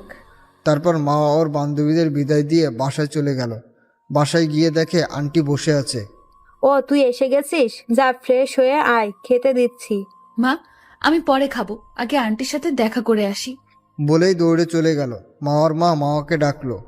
আরে শোন পাগল মেয়ে, শুনেই চলে গেল মাওয়া। মাওয়া আতিকদের বাসার সামনে এসে কলিং বেল বাজাতে আতিকের মা দরজা খুলে দিল। আরে মাওয়া আয়, ভেতরে আয়। তুমি না বললেও আসবো। আমি না বললেও আসবি মানে? বাদ দাও, আগে বলো তোমরা আমাকে না জানিয়ে বেড়াতে গিয়েছিলে কেন? গিয়েছিলাম তো, তাতে তোর কি? আমারই তো, সব বাদ দাও। এখন বলো আতিক কোথায়? আতিক তোর রুমে আছে। কেন, কি হয়েছে? কিছু না, আসলে আতিকের কাছে আমার একটা বই আছে, সেটা নিতে এসেছি। ও আচ্ছা, তাহলে আমি ওকে ডেকে দিচ্ছি। না, তা ডাকতে হবে না, আমি ওর রুমে গিয়ে বইটা নিয়ে আসছি। আচ্ছা যা। তারপর মাওয়া আতিকের রুমে আসলো। দরজাটা খোলাই ছিল। দেখে আতিক ঘুমাচ্ছিল, তাই আতিকের উপর শুয়ে পড়লো। এদিকে আতিক ঘুমাচ্ছিল, তখনই মনে হলো কিছু একটা ভারী জিনিস আতিকের বুকে রাখা। তারপর চোখ খুলেই দেখে মাওয়া আতিকের বুকের উপর শুয়ে আতিককে জড়িয়ে ধরেছে। আতিক এক ঝটকায় তাকে নিজের কাছ থেকে ছাড়িয়ে নিল। তারপর আতিক বিছানা থেকে নামলো। সেও ঝটকা খাওয়ায় আতিককে উঠে যেতে দেখে বিছানায় উঠে বসে। আপনি এখানে কি করছেন? আমি এখানে কি করছি মানে? আর কিছুদিন পর এটা আমারও রুম হবে। এটা আপনার রুম হবে মানে? আমাদের বিয়ে হলে তো এটা আমারও রুম হবে। কি আবল তাবল বলছেন? এটা আমাদের বিয়ে হবে মানে? আপনি কি পাগল হয়েছেন? হ্যাঁ, আমি পাগল হয়েছি তোমার ভালোবাসায়। আমি তোমাকে ভালোবেসে ফেলেছি। আগের ব্যবহারের জন্য প্লিজ তুমি আমাকে মাফ করে দাও। বাহ, তুই থেকে তুমিতে চলে গেলেন, ভালো তো। আর এখন আর আপনাকে ভালোবাসি না, প্লিজ চলে যান এখান থেকে। আমি জানি তুমি আমাকে এখনো ভালোবাসো, শুধু আমার উপর অভিমান জমে আছে। ধুর, আপনি জানতো এখান থেকে, আপনার সাথে কথা বলার কোনো মুড নেই। বলেই রুম থেকে বেরিয়ে গেল মাওয়া। তারপর মাওয়া না দাঁড়িয়ে আতিকের পিছন পিছন আসলো। আতিক মায়ের পাশে গিয়ে বসলো। কিরে মাওয়া, তুই না আতিকের কাছে বই আনতে গেছিলি? বই কোথায়? আসলে আন্টি বইটা তোমার ছেলে এখনো পড়া হয়নি, তাই নেইনি। এদিকে মাওয়ার কথা শুনে তো আতিক অবাক। কি মিথ্যুক রে বাবা। তারপর মাওয়া বাসায় গেল। এদিকে আতিক তারপর খাওয়া দাওয়া করে বাসা থেকে বের হয়ে বন্ধুদের কাছে যাওয়ার জন্য রেডি হয়ে নিচেই গেল। তখনই আতিকের মা কাছে আসলো। কোথাও বের হবি বুঝি? একটু বাইরে যাব। ও তাহলে যাওয়ার সময় তুই একটু তোর বাড়িওয়ালার আন্টিদের বাসা হয়ে যাস। কেন মা? তাদের বলবি আজকে সন্ধ্যার সময় আমাদের বাসায় একটু আসতে। আচ্ছা ঠিক আছে, বলে যাব। তারপর আতিক বাসা থেকে বের হয়ে মাওয়াদের বাসার সামনে গেল। তারপর কলিং বেল বাজালো। মাওয়া এসে দরজা খুললো। কে? ও তুমি আসো, ভেতরে আসো। না থাক, আপনি একটু আন্টিকে ডেকে দিন, তাইলেই হবে। কে আসলো রে মাওয়া? ও বাবা তুমি? জি আন্টি, আমি। তুমি বাইরে দাঁড়িয়ে আছো কেন? ভেতরে এসো। আসলে আন্টি, আমি আজকে বসবো না, আমার বাহিরে একটা জরুরি কাজ আছে। ও তাই? তা বাবা কি জন্য আসলে তুমি? আসলে আন্টি, আজকে আপনাদের সন্ধ্যায় আমাদের বাড়িতে যেতে বলেছে। মাওয়া শুধু চুপচাপ আতিকের কথা শুনছিল, কারণ আন্টি সামনে, তাই কোনো কিছু করছে না। ও আচ্ছা বাবা, আমরা যাব। ও আচ্ছা আন্টি, তাহলে আমি আসি। আচ্ছা বাবা এসো, সময় পেলে আবার আসবে। আচ্ছা আন্টি। বলেই চলে আসলো আতিক। তারপর বন্ধুদের কাছে গিয়ে আড্ডা দিতে লাগলো। এদিকে মাওয়া দরজা আটকিয়ে রুমে গেল। তখনই নীলিমা ফোন দিল। হ্যালো মাওয়া। হ্যাঁ বলো। আজকে শিফার জন্মদিনে যাবি না? না রে, আগেই বলেছি, কিন্তু যাব না। আরে বোকা, তুই আজকে জন্মদিনে আয়, সাথে বুদ্ধি করে আতিককে নিয়ে আসবি। তাইলে ওর সাথে সময়ও কাটাতে পারবি, আর জন্মদিনেও আসা হবে। ও ভাই, বুদ্ধিটা অনেক ভালো, দাঁড়া আমি দেখছি। তারপর মা ওর মায়ের কাছে গেল। কি রে, কিছু বলবি? হ্যাঁ মা, আসলে আজকে আমার এক বান্ধবীর জন্মদিন, সেখানে যেতে হবে। কিভাবে যাবি? আজকে তো তোর বাবা অফিসে, তাকে ছাড়া কিভাবে যাবি? মা, আন্টিকে বলে আতিককে একসাথে নিলেই তো যাওয়া যায়। আচ্ছা দাঁড়া, আমি একটু পর আতিকদের বাসা যাচ্ছি। মা, চলো, আমিও যাব। আচ্ছা তুই বস, আমি হাতের কাজটা সেরে আসছি। তারপর মাওয়ার মা কাজ সেরে মাওয়াকে নিয়ে আতিকের বাসায় আসলো। তারপর আতিকের মা তাদের আতিকের ভাইয়ের বিয়ের দাওয়াত দিল। তারপর হঠাৎ করে মাওয়ার মা বলল, আচ্ছা ভাবি, আতিক কোথায়? ও একটু বাইরে গেছে, ওকে খুঁজছেন কিসের জন্য? আসলে আজকে মাওয়া ওর একটা ফ্রেন্ডের জন্মদিনে যাবে, তাই আতিককে সাথে নিয়ে যেতে চেয়েছিল। ওর বাবা এখনো আসেনি তো তাই। ও এই ব্যাপার। আচ্ছা আমি আতিককে ফোন করে আসতে বলছি। এদিকে আতিক আড্ডা দিচ্ছে বন্ধুদের সাথে, তখনই মায়ের কল আসলো। হ্যাঁ মা, বলো। কোথায় তুই? এই তো বন্ধুদের সাথে আড্ডা দিতেছি। ওকে সন্ধ্যার সময় বাসায় এসে পড়বি, কাজ আছে। আচ্ছা আসবো, কিন্তু কেন? তা আসলেই দেখতে পাবি। তারপর আতিক আরও কিছুক্ষণ আড্ডা দিয়ে সন্ধ্যার সময় বন্ধুদের বলে চলে আসলো বাসায়। এসেই মায়ের কাছে গেল। মা, কিসের জন্য আসতে বলেছো? রুমে গিয়ে রেডি হয়ে আয়, একটা জন্মদিনের অনুষ্ঠানে যেতে হবে। কোথায় যেতে হবে আমাকে? আমাকে তো আগে বলনি, আর তুমিও তো রেডি হওনি। আমি কি তোর সাথে যাব যে রেডি হব? তাহলে কে যাবে? তোর সাথে তো মাওয়া যাবে, ওর বান্ধবীর জন্মদিনে। কি মা? না, আমি যাব না। কেন যাবি না? সমস্যা কি? না মা, কোনো সমস্যা নেই, তবুও আমি যাব না। আমি তোকে যেতে বলছি, তুই যাবি। তোর আন্টি আমাকে অনেক করে বলে গেছে। মা! আমি আর কোনো কথা শুনতে চাই না, যা রুমে গিয়ে রেডি হয়ে আয়। তারপর বাধ্য হয়ে রুমে গিয়ে রেডি হতে লাগলো আতিক। একটা সবুজ রঙের শার্ট ও একটা ব্ল্যাক জিন্স পরে বের হলো আতিক। বের হয়ে এসে দেখে মা রেডি হয়ে বসে আছে। আতিক তো তার দিকে একবার তাকিয়ে ক্রাশ খেয়ে গেল। একটা সবুজ রঙের থ্রি পিস পরা ও চোখে গাঢ় কাজল এবং মুখে হালকা মেকআপ, অনেক সুন্দর লাগছে। তবে আতিক কিছুক্ষণ তাকিয়ে থাকার পরেই আতিকের ঘটনাগুলো মনে পড়ল, তাই চোখ নামিয়ে নিল। এদিকে মা সেই ব্যাপারটা বুঝতে পেরেছে, তাই আতিক নিচে নামতে মা ওর সামনে আসলো। আমাকে আজকে কেমন লাগছে? আতিক কোনো কথা না বলেই চলে যাচ্ছিল, তখনই মা আতিকের হাত ধরলো। আপনি আমার হাত ধরেছেন কেন? আমার প্রশ্নের উত্তর না দিয়ে যাচ্ছ কেন? আমি আপনার প্রশ্নের উত্তর দিতে বাধ্য নই। আচ্ছা, তোমার উত্তর দিতে হবে না। এভাবে বের হয়েছো কেন? আমি কিভাবে বের হব, এটা আমার ব্যাপার। মা তখনই আতিকের হেয়ার স্টাইলটা নষ্ট করে দিল। তোমার এভাবে যেতে হবে না, এভাবে গেলে তোর দিকে মেয়েরা তাকিয়ে থাকবে। আতিক কিছু বলতে যাবে, তার আগে আতিকের মা এসে পড়ল। কিরে আতিক, তোর চুল এভাবে কেন? যা চুল ঠিক করে আয়। না আম্মু, ও এভাবেই যাক। আতিক চুলে হাত দিয়ে চুল হালকা ঠিক করছিল, আর মার কথা শুনে আতিক তো অবাক, আর আতিকের মাও অবাক। আমাকে আম্মু বানিয়ে ফেললি কেন? তোমাকে আম্মু ডাকলে তোমার সমস্যা? আরে আমি বলছি, কোনো সমস্যা আছে? তুই ডাকিস। আচ্ছা আন্টি, আমরা গেলাম। আচ্ছা যা, তবে সাবধানে যাবি। তারপর দুজনে বাসা থেকে বের হলো। মা একটা রিক্সা ডাক দিল এবং সেই রিক্সায় উঠলো। এসো, রিক্সায় ওঠো। না, আপনি যান, আমি অন্য রিক্সায় আপনার পিছু পিছু আসছি। না, তুমি এই রিক্সায় ওঠো। না, যাব না, আপনি যান, আমি আসছি। তুমি রিক্সায় উঠবে নাকি আমি বাসায় গিয়ে আম্মুকে ডেকে আনবো? বাবা ওঠো, বৌমা এত করে বলছে, ওঠো। না কাকা, আসলে কাকা ও আমার উপর রাগ করে রিক্সায় উঠছে না, প্লিজ একটু বোঝান। তারপর কাকার জোরাজোরিতে রিক্সায় উঠলো। মা আতিকের হাত ধরার চেষ্টা করছে, কিন্তু যতবারই ধরার চেষ্টা করে ততবারই হাত সরিয়ে নিচ্ছে।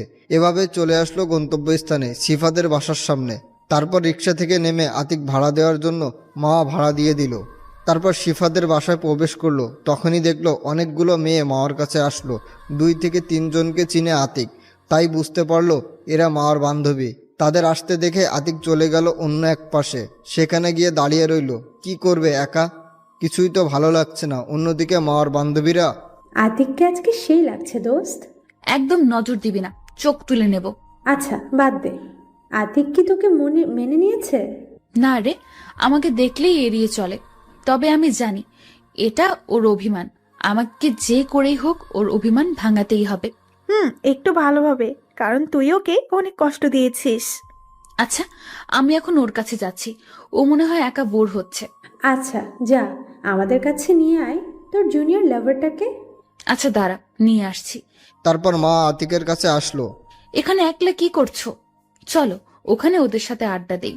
থাক, এখানে আমি একাই ভালো আছি, আপনি গিয়ে তাদের সাথে আড্ডা দেন।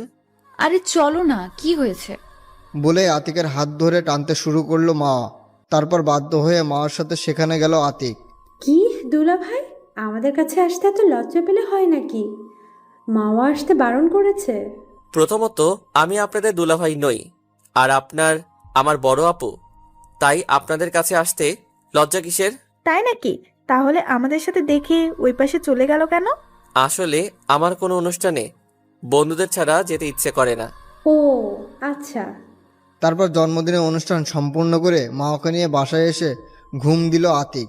পরের দিন সকালবেলা ঘুম থেকে উঠে নাস্তা করে কলেজে গেল আতিক। তারপর সব বন্ধুরা এক হয়ে আড্ডা দিচ্ছিল। দোস্ত, মাওয়া আপুকে এত সহজে ছেড়ে দিবি না, ওকে কষ্ট কি বুঝতে হবে। আমি ওকে কষ্ট দিব? দোস্ত শোন, মাথা ঠান্ডা রাখিস, কষ্ট দিতে গিয়ে আবার বেশি করে ফেলিস না। আমরা জানি তুই মাওয়া আপুকে ভালোবাসিস, তাই হালকা কষ্ট দিয়ে মেনে নে। আচ্ছা, ভেবে দেখবো। তোরা ওর কথা বাদ দে তো। আরে ওই দেখ, মাওয়া আপু কলেজ এসেছে। আরে আসুক, তাতে আমাদের কি? আমরা আমাদের মতো থাকবো। মা আজকে ওর বন্ধুদের কাছে না গিয়ে সোজা আতিকের পাশে এসে বসলো। আতিক সেটা দেখে উঠে সেখান থেকে ক্লাসের দিকে হাঁটা ধরলো। এদিকে মা আতিককে উঠতে দেখতেই দৌড়ে গিয়ে আতিকের হাত ধরলো। আপনি আমার হাত ধরেছেন কেন? আমি তোমাকে ভালোবাসি, তুমি আমাকে এভাবে এড়িয়ে চলছো কেন? আমি আপনাকে ভালোবাসি না। প্লিজ, আপনি আমাকে আর বিরক্ত করবেন না। মা তখন আতিকের মাথাটা ধরে টান দিয়ে ঠোঁটের সাথে ঠোঁট মিশিয়ে দিল, যেটা দেখে আতিক থমকে গেল। আতিক ভাবতেও পারেনি মা কলেজের সবার সামনে এমনটা করবে। তবুও নিজেকে শক্ত করে তাকে ছাড়িয়ে নিয়ে ঠাস ঠাস করে 2টা থাপ্পড় দিল। কি পেয়েছিস কি? আমাকে আমাকে কি খেলনার পুতুল পেয়েছিস যে তোর কথায় নাচবো? যখন তোকে ভালোবাসতাম তখন আমাকে প্রতিটা পদক্ষেপে অপমান করতি। এখন আমার কাছে আসলি কেন? দেখো, আমি আগে যা করেছি ভুল করেছি। আমি এখন তোমায় ভালোবাসি, তুমি মারলে আমাকে আরো মারতে পারো। আতিক আর কিছু না বলে চলে আসলো ক্লাসে। মা আর সেদিন ক্লাস না করে বাসায় চলে গেল। মাকে আসতে দেখে ওর মা ওর কাছে গেল। কি হয়েছে, এত তাড়াতাড়ি আসলি? আর তোকে এত বিষণ্ণ দেখাচ্ছে কেন? মা ওর মায়ের দিকে তাকালো। আন্টি তাকিয়ে দেখে মার চোখে পানি। এ কি মা, কাঁদছিস কেন? কি হয়েছে আমাকে বল মা। মা, আমি আতিককে ভালোবাসি, ওকে ছাড়া আমি বাঁচবো না মা। কি কি বলছিস এসব? আতিক তোর ছোট মা, এটা হয় না। ছোট বড় জানি না, আমি আতিককে চাই, না হলে আমি মরে যাব। আচ্ছা মা দাঁড়া, তুই কাঁদিস না, আমি তোর বাবাকে আসতে বলছি। তারপর আন্টি আঙ্কেলকে কল দিল। হ্যালো। হ্যাঁ বলো, কিসের জন্য কল দিয়েছো? তুমি তাড়াতাড়ি বাসায় এসো, তোমার মেয়ে পাগলামি শুরু করেছে। কেন, কি হয়েছে? ফোনে বলা যাবে না, তুমি তাড়াতাড়ি বাসায় এসো। আচ্ছা আসছি। তারপর মার বাবা অফিস থেকে ছুটি নিয়ে বাসায় আসলো। কি হয়েছে মাওয়ার? সেটা তোমার মেয়েকেই জিজ্ঞাসা করো। কি হয়েছে মাওয়া মা? তোর চোখ মুখ দেখে মনে হয় অনেক কেঁদেছি। কি হয়েছে আমাকে খুলে বল। বাবা, আমি আতিককে ভালোবাসি, কিন্তু ও এখন আমাকে ভালোবাসে না। আমি ওকে ছাড়া বাঁচবো না বাবা। কি বলছিস এইসব? আর আতিক তো তোর ছোট। ছোট হলেও আমাকে ভালোবাসতো, কিন্তু আমি। তারপর আতিকের সাথে ঘটনা শুরু থেকে সব খুলে বলল মা। তাহলে এখন কি দোষ তো তোর? দোষ আমার, কিন্তু আমি এখন আতিককে সত্যি খুব ভালোবাসি। আমি আতিককে ছাড়া বাঁচবো না। এভাবে ভেঙে পড়িস না, আমি দেখছি কি করা যায়। চলো আমরা আতিককে বাসায় যাই। তারপর মার মা, বাবা ও মা আতিকের বাসায় আসলো। বাসায় এসে মার মাকে সব খুলে বলল। ও এই ব্যাপার, এটা তো আমি আগেই বুঝতে পেরেছিলাম, যেদিন তুই আমার থেকে আম্মু ডাকার পারমিশন নিয়েছিলি। তাহলে এখন ছেলের বউ করে নাও। কেন রে, আমার ছেলেটা তোকে একেবারে পাগল করে ফেলেছে ওর প্রেমে। আচ্ছা যা, তোকে আমার ছেলের বউ করব। সত্যি বলে খুশিতে জড়িয়ে ধরলো মা। আচ্ছা ভাবি, একটা কাজ করলে হয় না? আপনি আপনার 2 ছেলের বিয়ে একসাথে দিবেন। সেটা করলে তো আরো ভালো হয়, তবে এই বিয়েতে আতিককে একটা প্ল্যান করে রাজি করাতে হবে। কিন্তু কিভাবে? শোনেন। তারপর মা ও তার মাকে প্ল্যান বুঝিয়ে দিল। কিন্তু এটা করলে তো আতিক আমার প্রতি আরো রেগে যাবে। এই বিয়ের পর সব রাগ ভাঙানোর দায়িত্ব তোর, এখন তুই পারবি কিনা বল। তুমি যা বলবে তাই পারবো, শুধু আতিককে পেলেই হবে। তারপর মা এবং আন্টি বাসায় চলে গেল। এদিকে আতিক ক্লাস করে বাসায় আসলো। বাসায় এসে দেখতে পায় মা বাবা দুইজনেই কি যেন কথা বলছে। আতিককে দেখেই থেমে গেল। তোর এই কাজটা করতে লজ্জা করলো না? ছি, তুই এত খারাপ? এ কি বাবা, আমি কি করেছি? তোমরা আমার সাথে এভাবে কথা বলছো কেন? কি করব মানে? তুমি কি জানো না মাওয়া তোমার বাচ্চার মা হতে চলেছে? আর তুই বলছিস কিছু করিনি? কি কি এসব যাতা বলছো মা? আমি এসব কিছুই করিনি। চুপ বিয়াদব, অপরাধ করে আবার মিথ্যা বলা হচ্ছে। বাবা বিশ্বাস করো, আমি কিছু করিনি। চুপ, কোনো কথা বলবি না। সামনের সপ্তাহে তোর ভাইয়ের সাথে বিয়ে। বাবা, আমি এ বিয়ে করতে পারবো না। কি? বাবা প্লিজ বিশ্বাস করো, আমি কিছু করি নাই। আমরা তোমার এত কথা শুনতে চাই না। তুই যদি এই বিয়ে না করিস তাহলে আমাদের মান সম্মান কিছু থাকবে না। আমাদের গলায় দড়ি দিয়ে মরতে হবে। কি বলছো এসব তোমরা? ঠিকই বলছি। এখন তুই বিয়ে করবি কিনা বল। ওকে, আমাকে তোমরা বলির পাঠা করলে যাও, তোমাদের যা ইচ্ছা করো, আমি কিছু বলবো না। বলে রুমে চলে গেল আতিক। চলে যাওয়ার পর আতিকের বাবা ও মায়ের মধ্যে কথোপকথন। আমরা কাজটা কি ঠিক করছি? আরে তুমি চিন্তা করো না তো, ওর মাওয়ার উপর একটু অভিমান আছে, ভেঙে গেলেই শেষ। তুমি যতটা সহজভাবে বলছো ততটা সহজ না। আমরা ছেলেটার মন ভেঙে দিয়েছি মনে হয় না। এরপর আমাদের সাথে ঠিকভাবে কথা বলবে। একটু চিন্তার বিষয়। তবে আগে বিয়েটা হোক, তারপর ভেবে দেখব। এদিকে আতিক রুমে গিয়ে ভাবছে, মেয়েটা পেয়েছে কি আমাকে? আমাকে কি খেলার পুতুল মনে করে? এসব ভাবতে ভাবতে বিকেল হয়ে গেল। দুপুরে খায়নি আতিক। খেতে ডেকেছিল আতিকের মা। তারপর কে যেন দরজায় নক করলো। আতিক, দরজাটা খুলতো। তারপর গিয়ে দরজা খুলে দিল আতিক। কি শুনছিস সব? তোরও বিয়ে হবে নাকি আমার বিয়ের সাথে? মা বাবা তো বললো। কি হয়েছে আমাকে খুলে বলতো। তারপর আতিক তার ভাইয়াকে বলল, বাবা মা কি বলছে সবকিছু। তোমার মনে হয় কি আমি এসব কিছু করেছি? আমি জানি তুই এসব কিছু করিসনি। তখনই আতিকের ভাইয়ের ফোনে কল আসলো। আমি আসছি, তোর ভাবি ফোন দিয়েছে, এই ব্যাপারে ওর থেকে একটু পরামর্শ নেই। যাও। তারপর আতিক রুম থেকে বেরিয়ে বাইরে চলে আসলো। বাইরে এসে সবাইকে ফোন করে বের হতে বলে। চলে গেল আড্ডাখানায়। গিয়ে দেখে আনান দাঁড়িয়ে আছে। আর ওরা দুজন বাইক থেকে নামলো। আর সবাই বসলো সবাই আড্ডা দিতে। আতিক, তোর মুখটা আজকে এত শুকনো শুকনো লাগছে কেন? এমনি। কি হয়েছে প্লিজ আমাদের খুলে বল। শুনো, তাহলে সব বললাম। তার মানে তুই দুপুরে কিছুই খাসনি? চল খেতে চল। এখন দরকার নেই। শালা উঠ, তুই খাবি আর খেতে খেতে কথা বলবো। তারপর সবাই একটা রেস্টুরেন্টে গেল। খাবার অর্ডার করে বসলো। দোস্ত, আমি বাসায় খাবার খাবো না। 1 মাস কিছু একটা ব্যবস্থা করতে হবে। আরে সমস্যা নেই, আমার যে ফান্ডে টাকা রাখছিলাম সেটা দিয়ে আমরা 4 জন 1 মাস বাইরে খাবো। সেটা করলেই তো হয়। ভাই, ওইটা দিয়ে দূরে কোথাও ঘুরতে যেতে চেয়েছিলাম। শালা ঘোরাঘুরি পরে, আগে সমস্যা সমাধান করতে হবে। আচ্ছা, তোদের ইচ্ছা। দোস্ত, মামা আপুর ব্যবস্থা কি করবি? সেটা দেখতে থাকো। আপনারা কিসের টাকা বুঝেননি তো? এটা আতিকটা 4 বন্ধু মিলে টাকা রাখতো একসাথে সবাই মিলে দূরে ট্যুর করতে যাবে বলে। কিন্তু এখন সেই টাকাই খরচ করতে হচ্ছে। তারপর খেয়ে দিয়ে কিছুক্ষণ আড্ডা দিয়ে বাসায় গেল। বাসায় গিয়ে সোজা রুমে ঢুকলো। অবশ্যই মা জিজ্ঞেস করছিল কোথায় গিয়েছিল, কিন্তু আতিক কোনো উত্তর দেয়নি। এভাবে করতে করতে আতিকদের বিয়ে হয়ে গেল। ভাইয়া বাসর ঘরে ভাবের কাছে চলে গিয়েছে। আতিক এখনও মা বাবার সাথে কথা বলে না, খাবারও খায় না। বাবা মা আতিককে অনেক খেতে বলেছে কিন্তু খায়নি। কোনো কথা বলতে এলেই এড়িয়ে চলেছে। আর মা প্রত্যেক দিন তো আসতো, কিন্তু আতিক কোনো কথা বলতো না। এগুলো ভাবছে তখনই বাবা মা আতিকের সামনে আসলো। বাবা, মেয়েটা বাসর ঘরে একা বসে আছে, তুই যা এখন। আতিক কোনো কথা না বলে রুমে ঢুকলো। রুমে ঢুকে দেখতে পেল মা ঘোমটা দিয়ে বসে আছে। আতিক এসেছে টের পেয়ে বিছানা থেকে ওঠে, এসে সালাম করতে এলো। আতিক সরে গিয়ে ওয়াশরুমে চলে গেল। ওয়াশরুম থেকে বের হয়ে দেখে মা এখনো দাঁড়িয়ে আছে। সেটা দেখেও না দেখার ভান করে আতিক বিছানায় গিয়ে শুয়ে পড়ল। কিছুক্ষণ পর বুঝতে পারলো বিছানাতে কেউ শুয়েছে আর আতিকের পিছন থেকে জড়িয়ে ধরেছে। সাথে সাথেই পিছন থেকে হাতটা সরিয়ে উঠে পড়ল। মা উঠল। কি পেয়েছিস কি তুই? তোকে স্পর্শ না করা আমি এখন তোর পেটের সন্তানের বাবা? আমাকে বানিয়ে দিলি চরিত্রহীন।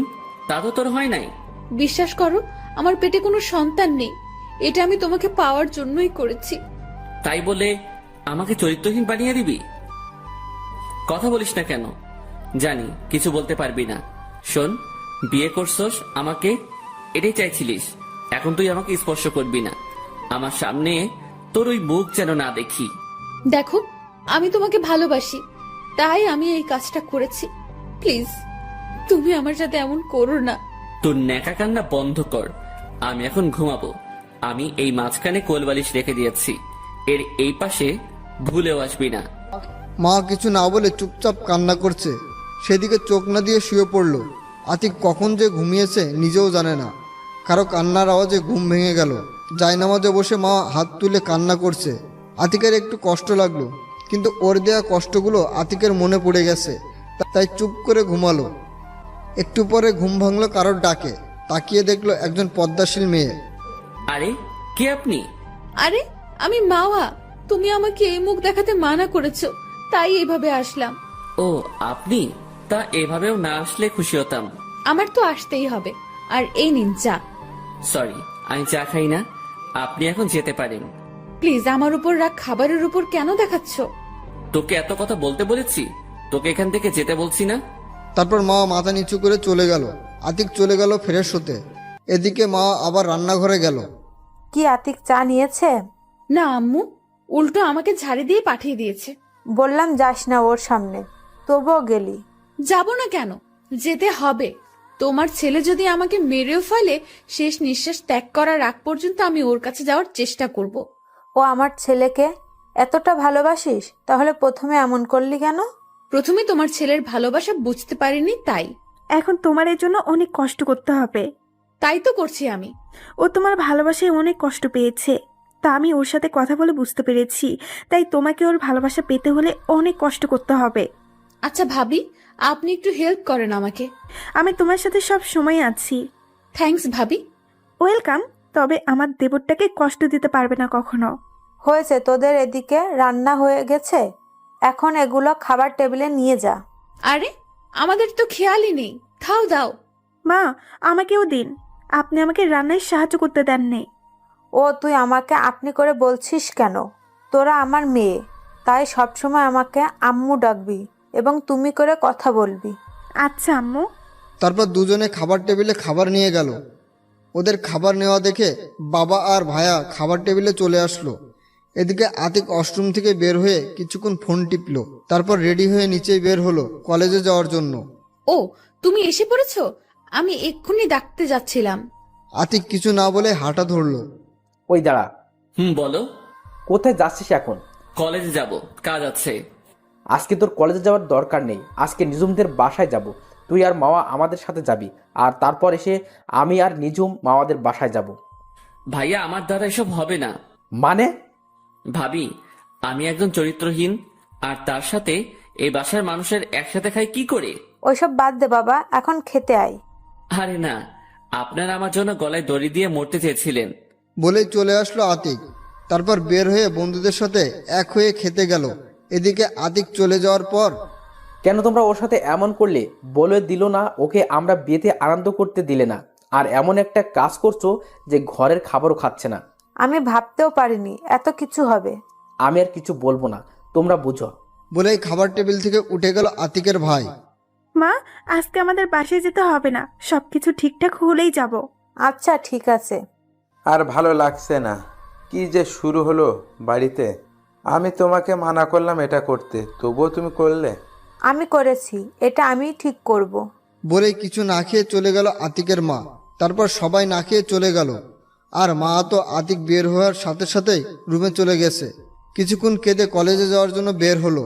তখনই দেখে সবাই একসাথে সোফায় বসে আছে। কোথায় যাচ্ছিস সেভাবে? সকালেও দেখলাম পর্দা করছিস নাকি? এখন থেকে করব। আর এখন কলেজে যাচ্ছি। আজকে যাওয়ার দরকার নেই, কিছুই তো খাওস নাই। থাক, যতদিন তোমার ছেলে বাসার খাবার না খাবে ততদিন আমি খাবো না। এতে যদি মরে যাই তো যাব। শুধু তুই কেন, বাসার কেউই খাবে না এখন থেকে। আচ্ছা, আমি কলেজে যাচ্ছি। আচ্ছা যাও, দেখো আমার দেবরটার মন জয় করতে পারো কিনা। সেজন্যই তো যাচ্ছি। এদিকে আতিকরা খাবার খেয়ে কলেজে গেল। কলেজে গিয়ে সবাই এক জায়গায় বসে আড্ডা দিচ্ছিল। দোষ, দেখ এই কলেজে প্রথম কাউকে বোরকা পরা এত সুন্দর একটা মেয়ে দেখছি। শালা মোনার কাছে বলা লাগবে। দেখ দোষ, মেয়েটা এইদিকে আসছে। তো আমি কি করব? এর মধ্যে মেয়েটা এসে আতিকের পাশে বসলো। এ কি, কে আপনি? এখানে বসেছেন কেন? আমি আমার স্বামীর কাছে বসবো না তো কার কাছে বসবো? আতিকের বুঝতে বাকি রইল না, এটা কে। সকালের পদ্মার কথা মনে পড়ে গেল। দেখেন, আমি একা আছি, ভালো আছি, আমাকে একটু শান্তিতে থাকতে দিন। আমি জানি তুমি ভালো নেই, আর তুমি আমাকে ছাড়া একদম ভালো থাকতে পারবে না। চুপ হয়ে গেলেন কেন? বলেন, সমস্যা নেই। ও কিছু বলতে পারবে না। তারপর আতিকের দিকে তাকাতেই দেখে আতিক নেই। দূরে তাকিয়ে দেখে আতিক হাঁটছে। তখনই মা উঠে দৌড় দিয়ে আতিকের পিছন থেকে জড়িয়ে ধরলো। আতিক দাঁড়িয়ে গেল, অনুভূতিটা বোঝার চেষ্টা করছিল। তখন আতিকের আগের কথা মনে পড়ে গেল। পেছন থেকে ছাড়িয়ে 2টা থাপ্পড় মারলো। কি সমস্যা কি আপনার? আপনাকে মানা করা সত্ত্বেও কেন আমার কাছে আসেন? কি হলো, দাঁড়িয়ে আছেন কেন? যান আমার সামনে থেকে। আতিক কি করবে ভেবে পাচ্ছে না, তাই মাওয়াকে ছাড়িয়ে ক্লাসে চলে গেল। দোস্ত, তোর হাতে রক্ত। আতিক হাতের দিকে তাকিয়ে দেখে সত্যি রক্ত। তুই কিন্তু এখন বেশি বেশি করছিস। আমি কি করেছি? ওকে আমার কাছে আসতে মানা করি, তবু আসে কেন? তাই বলে এভাবে করবি? আমি জানি থাপ্পড়টা এত জোরে মারা উচিত হয়নি, কিন্তু ও আমাকে আমার বাবা মায়ের সামনে চরিত্রহীন বানিয়েছে, তবু তোরা বলবি আমি বাড়াবাড়ি করছি? অধরা আর তিথি চুপ হয়ে গেল। কি হলো, এখন চুপ কেন? সরি রে, ভুলে গিয়েছিলাম। তবে মা বাপুর কষ্ট দেখতে পাচ্ছি না। আমার মনে হয় তোকে সত্যিই ভালোবাসে। আতিক কিছু বলতে যাবে, তখনই স্যার এসে পড়লো। তারপর ক্লাস করে বের হয়ে দেখতে পেল আতিক নামাজ পড়ে গিয়ে বিছানায় শুয়ে ঘুমাচ্ছে। এদিকে মাওয়া এসে দেখে আতিক ঘুমাচ্ছে। আতিকের ঘুমন্ত মুখের দিকে তাকিয়ে থাকলো। কিছুক্ষণ তাকিয়ে থেকে আতিকের পাশে বসে মাথায় হাত বুলিয়ে দিচ্ছে। এদিকে আতিকের ঘুমের ভিতরে মনে হচ্ছে কেউ আতিকের মাথায় হাত বুলিয়ে দিচ্ছে, যেটা আতিকের খুব ভালো লাগছে। কে আতিকের মাথায় হাত বুলাচ্ছে সেটা দেখতে চোখ খুলতেই দেখে মাওয়া। আতিক এক ঝটকায় হাত সরিয়ে নিল। কি হয়েছে? এমন করছো কেন? আপনি আমাকে স্পর্শ করে সাহস পেলেন কোথায়? আপনাকে এতবার বলার পরও কেন আপনি আমার সামনে আসেন? তুমি আমাকে মারো, যা ইচ্ছা করো, তবুও তোমার থেকে দূরে থাকতে বলো না প্লিজ। আতিক কিছু বলতে যাবে, তখনই ভাবি রুমে আসলো। তাতে আতিক থেমে গেল। কি, তোমাদের সব গোছানো শেষ হয়েছে? ভাবি, সব গুছিয়ে নিয়েছি। ও, তাহলে তো ভালোই। এখন চলো, খেতে চলো, মা খেতে ডাকছে। আচ্ছা ভাবি, চলুন আগে খেয়ে আসি, তারপর রেডি হয়ে বের হব। আচ্ছা চলো। তারপর মা পর্দা করে বের হলো এবং খাবার টেবিলে খাবার সাফ করে দিতে লাগলো। কি হলো মাওয়া, তুমি বসছো না কেন? আসলে বাবা, এখানে খাবার খেতে হলে আমার মুখ খুলতে হবে। ও, তাহলে বাবা আপনারা খান। আপনারা খাওয়ার পর আমি মাও খেয়ে নিব। আচ্ছা ঠিক আছে। তারপর আর কোনো কথা হলো না। আতিক খেয়ে উঠল। তারপর মা আর আতিকের ভাবি খেলো। আতিক রুমে ছিল। রুমে গিয়ে ফ্রেশ হয়ে বের হলো রেডি হওয়ার জন্য। বের হয়ে দেখে মা শাড়ি পরেছে, আর সাথে সাথে মা আতিকের দিকে ঘুরলো। সরি, আমি বুঝতে পারিনি আপনি শাড়ি চেঞ্জ করছেন। বলেই আবার ওয়াশরুমে ঢুকলো আতিক। আরে আরে, আমি কি তোমায় কিছু বলেছি? এমন ভাব করছে যেন কিছু পর স্ত্রীর শরীর দেখছে। আতিক না শুনে চলে গিয়েছিল। কিছুক্ষণ পর এই যে, আমার হয়ে গেছে, এখন তুমি বের হতে পারো। আতিক বের হয়ে ওর দিকে তাকালো।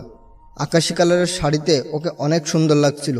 ইচ্ছে করছিল তাকিয়ে থাকতে, কিন্তু আবার কি যেন মনে করে তাকালো না আতিক। তারপর আতিক একটা নীল শার্ট পরে রেডি হলো। তারপর মাওয়া নীল শার্ট পরতে দেখে ও একটা নীল বোরকা পরেছে। তারপর আতিক হাতে ব্যাগ নিয়ে নিচে আসলো। নিচে এসে দেখে ভাবি আর ভাইয়া রেডি হয়ে নিচে বসে আছে। আয়, তোদের জন্য অপেক্ষা করছিলাম। চলো, এসে গেছি। তাড়াতাড়ি চল, 9টায় বাস ছাড়বে। তারপর আতিকের মা বাবা ও আঙ্কেল আন্টিকে বলে বের হলো। তারপর রিক্সা নিয়ে বাস স্ট্যান্ডে গেল আর বাসের টিকিট বুকিং করে সিটে বসলো। আতিক বসার আগে মা জানালার পাশে বসলো। আতিক কিছু বলল না, আর আতিকের ভাইয়ারা আতিকদের সামনে সিটে বসেছে এবং তার পাশে বসলো। কিছুক্ষণের মধ্যে বাস ছেড়ে দিল। আতিক কানে হেডফোন দিয়ে গান শুনতে শুরু করলো, কিন্তু সেটা বেশিক্ষণ সম্ভব হলো না। মা আতিকের কান থেকে হেডফোন খুলে দিল। কি হলো, হেডফোন খুললেন কেন? হেডফোন খুলবো না তো কি করব? আমি যে তোমার পাশে বসে, তাতে তোমার বিন্দুমাত্র আক্ষেপ নেই। শোনেন, আমার উপর রাগ দেখে লাভ নেই। আমি আপনার রাগকে পরোয়া করি না। তা করবে কেন? ফেসবুকে মেয়েরা কমেন্ট করে, গল্পে তারা আছে, আমাকে দিয়ে কি করবে? শুনুন, আমি আপনাকে আগেই বলেছি আপনাকে আমার প্রয়োজন নেই। আর আমার ফেসবুকে আমার গল্প যারা কমেন্ট করে আমি তাদের বোনের মতো সম্মান করি। জানি তো। শোনো, আমার সাথে একটু গল্প করলে কি হয়? দেখো ভাবিরা কত রোমান্টিক ভাবে তাদের ট্রাভেলটা এনজয় করছে। এসব আমার সাথে করতে আসবেন না, ওকে? আমাকে একটু শান্তিতে থাকতে দিন। মা আর কিছু করলো না, শুধু আতিকের দিকে তাকিয়ে আছে আর চিন্তা করছে। এই কি সেই আতিক যে আমার শত অপমান সহ্য করেও আমার পিছু পড়েছিল? এই কি সেই আতিক যে আমার ভালোবাসা পাওয়ার জন্য কত থাপ্পড় খেয়েছে আর এখন আমাকে দেখতেই পারছে না? না, ওর উপর অনেক অত্যাচার করেছি, তাই আমাকে ওর দেওয়া কষ্ট সব সহ্য করতে হবে। এটা ভাবতে ভাবতে কেঁদে দিল মা। এদিকে আতিক গান শোনা অবস্থায় মাওয়ার দিকে তাকাতেই দেখে কাঁদছে। আতিক ভাবতে লাগলো, এতটুকুতেই এই অবস্থা? আর আমাকে কত কষ্ট দিয়েছে। কাঁদো কাঁদো, তোমাকে আরো অনেক কষ্ট সহ্য করতে হবে। তারপর বিকেলবেলা বাস পৌঁছে গেল। ভাবি, আপনার কোনো বোন আছে? আছে, কেন? একটু লাইন মারতে হবে না? আচ্ছা, বাড়ি চল, তারপর লাইন মারিস। কিসের লাইন মারবে ভাবি? তোমার বোন যদি ওর আশেপাশে আসে না, তাইলে কিন্তু একেবারে মেরে ফেলবো। হয়েছে, থাক, এখন চল। আমি রিক্সা নিয়ে এসেছি এবং যা যা লাগবে তাও নিয়ে এসেছি। তারপর আতিক আর মাওয়া একটা রিক্সা এবং ভায়া ভাবিকে একটা রিক্সায় উঠালো। কিছুক্ষণের মধ্যে নানা বাড়ি পৌঁছে গেল। তারপর তাদের সাথে কথা বলে রিক্সা আবার নিয়ে চলে গেল ভাবিদের বাসার সামনে। রিক্সা থেকে নামার পরে মা আতিকের হাত ধরলো। এ কি, হাত ধরছেন কেন? আপনি হাত ছাড়ুন। হাত ছাড়বো মানে? আমি হাত ছাড়তে পারবো না, তুমি যা করার করে নিও। বাসার দিকে তাকিয়ে দেখে অনেকে আতিকের দিকে তাকিয়ে আছে, তাই আর কিছু না বলে ওইভাবে বাসায় যেতে লাগলো। বাসার ভিতরে গিয়ে সবার সাথে কুশল বিনিময় করলো। তখনই দেখে আতিকের দিকে একটা 7 থেকে 8 বছরের মেয়ে দৌড়ে আসলো। এই মেয়ে, তুমি আমার বিয়াই মশাইয়ের হাত ধরে আছো কেন? আমি হাত ধরেছি আমার স্বামীর, তাতে তোমার কি? কি? ওসব স্বামী টামি হবে না, এখন আমি বিয়াইয়ের সাথে প্রেম করব। ওই মেয়ে চুপ! তোর বয়স কত যে আমার স্বামীর সাথে প্রেম করতে চাস? ওই, একদম আমার সাথে রাগ দেখাবে না, ওর হাত ছাড়ো। বলেই জোর করে হাত ছাড়িয়ে নিল মেয়েটা। ওই চুপ, একদম চুপ, কোনো কথা বলবে না। আমি এখন বিয়াইয়ের সাথে প্রেম করব। মাকে ধমক দিয়ে থামিয়ে এখন সবাই গোল হয়ে কাহিনী দেখছে আর হাসছে। আচ্ছা বিয়াইন, তোমার নাম কি? I love you. I love you, এটা আবার কেমন নাম? তুমি আমাকে আই লাভ ইউ বলেই ডাকবে। না, তুমি ওকে এটা বলে ডাকবে না। এই, তুমি চুপ থাকো, আবার আমাদের মাঝে কথা বলছো। দেখছো না বড়রা কথা বলছি? আর তুমি জানো না বড়দের মাঝে ছোটদের কথা বলতে নেই? আই পুচকি, তুই আমার থেকে বড়? আমার বয়স 7 বছর। দেখো না তোমার স্বামীর সাথে প্রেম করছি, আর তোমাকে ডিভোর্স দিয়ে আমাকে বিয়ে করবে। কি? এত অবাক হওয়ার কিছু নেই। আচ্ছা, আমার আই লাভ ইউ তোমার আসল নাম কি? বলেই মেয়েটাকে কোলে নিল আতিক। আমার নাম নদী ওরফে তোমার আই লাভ ইউ। হয়েছে নদী, তোর আই লাভ ইউকে ছাড়, না হলে ওই মেয়েটা তোর আই লাভ ইউকে মারবে। কি এত বড় সাহস! শোনো, আই লাভ ইউ ওই মেয়েটা তোমাকে কিছু বলে, তাই তোমাকে বলবে আমি সব চুল ছিঁড়ে ফেলবো। মা রাগি চোখে তাকালো নদীর দিকে। আচ্ছা আই লাভ ইউ, এখন আমাকে তোমার রুমে নিয়ে যাও। আমি এত দূর জানি করে এসেছি, আমার ক্লান্ত লাগছে। কি বলো এইসব? তাড়াতাড়ি রুমে চলো, তোমার শরীর খারাপ, আমাকে আগে বলবে না? মা রাগি চোখে আতিকের কাহিনী দেখছে। আচ্ছা চলো, আমি তোমাদের রুমে নিয়ে যাচ্ছি। বলে মাকে ইশারায় আসতে বলে হাঁটা ধরলো রুমের দিকে। তারপর আতিক ভাবির পিছনে পিছনে রুমে গেল। সত্যি শরীরটা ক্লান্ত লাগছে তার। আচ্ছা আই লাভ ইউ, এখন আমি একটু ঘুমাবো, তুমি এখন যাও, বিকেলে তোমাকে নিয়ে কালকে ঘুরতে যাব। আচ্ছা তুমি ঘুমাও, আমি তোমার মাথায় হাত বুলিয়ে দিচ্ছি। থাক, তার আর দরকার নেই, তুমি যাও। আচ্ছা ঠিক আছে, যাচ্ছি। আর হ্যাঁ, তোমাকে যেন আমার আই লাভ ইউ এর পাশে না দেখি। মা নিশ্চুপ রাগি চোখে তাকিয়ে আছে। তারপর নদী চলে গেল রুম থেকে। তখন মা আসলো আতিকের কাছে। ওর সাথে এরকম ব্যবহার না করলে হতো না? আমি আমার যা ইচ্ছা তাই করব, সেটা আপনাকে জিজ্ঞাসা করতে হবে না। আচ্ছা, আমাকে বলতে হবে না। তুমি অসুস্থ, শুয়ে পড়ো, আমি মাথায় হাত বুলিয়ে দিচ্ছি। না থাক, তার আর দরকার হবে না, আমি আমার মতো থাকতে পারবো। মা কিছু বলতে যাবে তার আগে আতিকের ভাবি রুমে আসলো, হাতে ট্রেতে কিছু নাস্তা নিয়ে। আতিক, এই শরবতটুকু খেয়ে নাস্তাটা করে নে, শরীর ভালো লাগবে। আরে ভাবি, এসবের কি দরকার ছিল? তুই চুপ থাক। মাওয়া, আয় এখানে বস, তারপর দুজনে নাস্তা কর। আচ্ছা ভাবি। বলে আতিকের পাশে এসে বসলো মাওয়া। তারপর দুজনে নাস্তা করার পর তাই ফোনটা হাতে নিয়ে বসে ফেসবুকে ঢুকলো আতিক। তারপর কিছুক্ষণ বন্ধুদের সাথে চ্যাটিং করে আইডি লগ আউট করে নিচে গেল আতিক। তখনই মা আতিকের পিছনে নিচে আসলো। আতিককে দেখে নদী দৌড়ে আতিকের কাছে আসলো। I love you. তোমার শরীরটা এখন কেমন আছে? I love you. আমার শরীরটা এখন ভালো আছে। বলে নদীকে কোলে নিল আতিক। তারপর সবাই মিলে কিছুক্ষণ আড্ডা দিল। তবে মার মনটা খারাপ ছিল, কিন্তু আতিক কিছু বলেনি। আড্ডা শেষে ভাবি সবাইকে খাবার টেবিলে নিয়ে গেল। আতিক ভাইয়া, তালুই এবং ভাবির কিছুর আত্মীয় টেবিলে বসেছিল। মা বসেনি, কারণ ভাবির সাথে খাবে। টেবিলে খাবারের দিকে তাকিয়ে তো মাথা নষ্ট হয়ে গেছে। ভালোই হয়েছে, ভাইয়ার সাথে এসে এখন আতিকও জামাইয়ের মতো খেতে পারবে। তারপর সবাই খাওয়া শুরু করলো। আতিক যতই না না করছে, তবুও ভাবি আতিকের খাবার দিয়েই যাচ্ছে। যাই হোক, অনেক কষ্টে খাবার খেলো আতিক। আরে বাবা, এতেই এই অবস্থা? কালকে থেকে আরো বেশি কিছু আয়োজন করা হবে। কি বলছেন এসব? তালি, আমি তো কিছু খেয়েছি, আর ভাইয়া তো কিছুই খাচ্ছে না ঠিক মতো।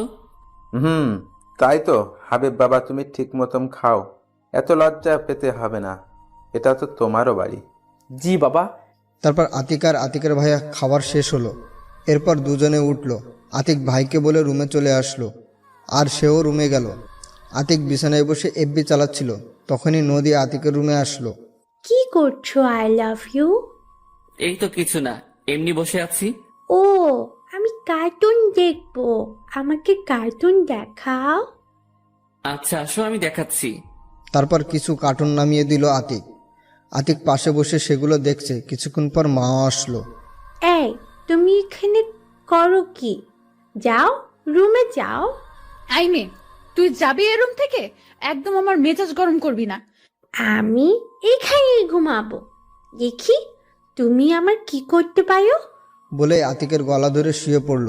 এটা দেখে মা রেগে আগুন। ও আজ পর্যন্ত আতিকের গলা ধরতে পারেনি, আর সেখানে এই পিচ্ছি মেয়ে। কি বললি তুই? আর তুই গলা ধরলি কেন? ছাড় বলছি। বলে আতিকের দিকে এগিয়ে আসলো মা। আরে আরে থামুন। না, আমি থামবো না। ওকে তোমার গলা ছাড়তে বলো। আরে আপনি কি পাগল নাকি? ওর মতো বাচ্চা মেয়ের সাথে এরকম ব্যবহার করছেন? আরে নদী, অনেক হয়েছে, এখন আসো।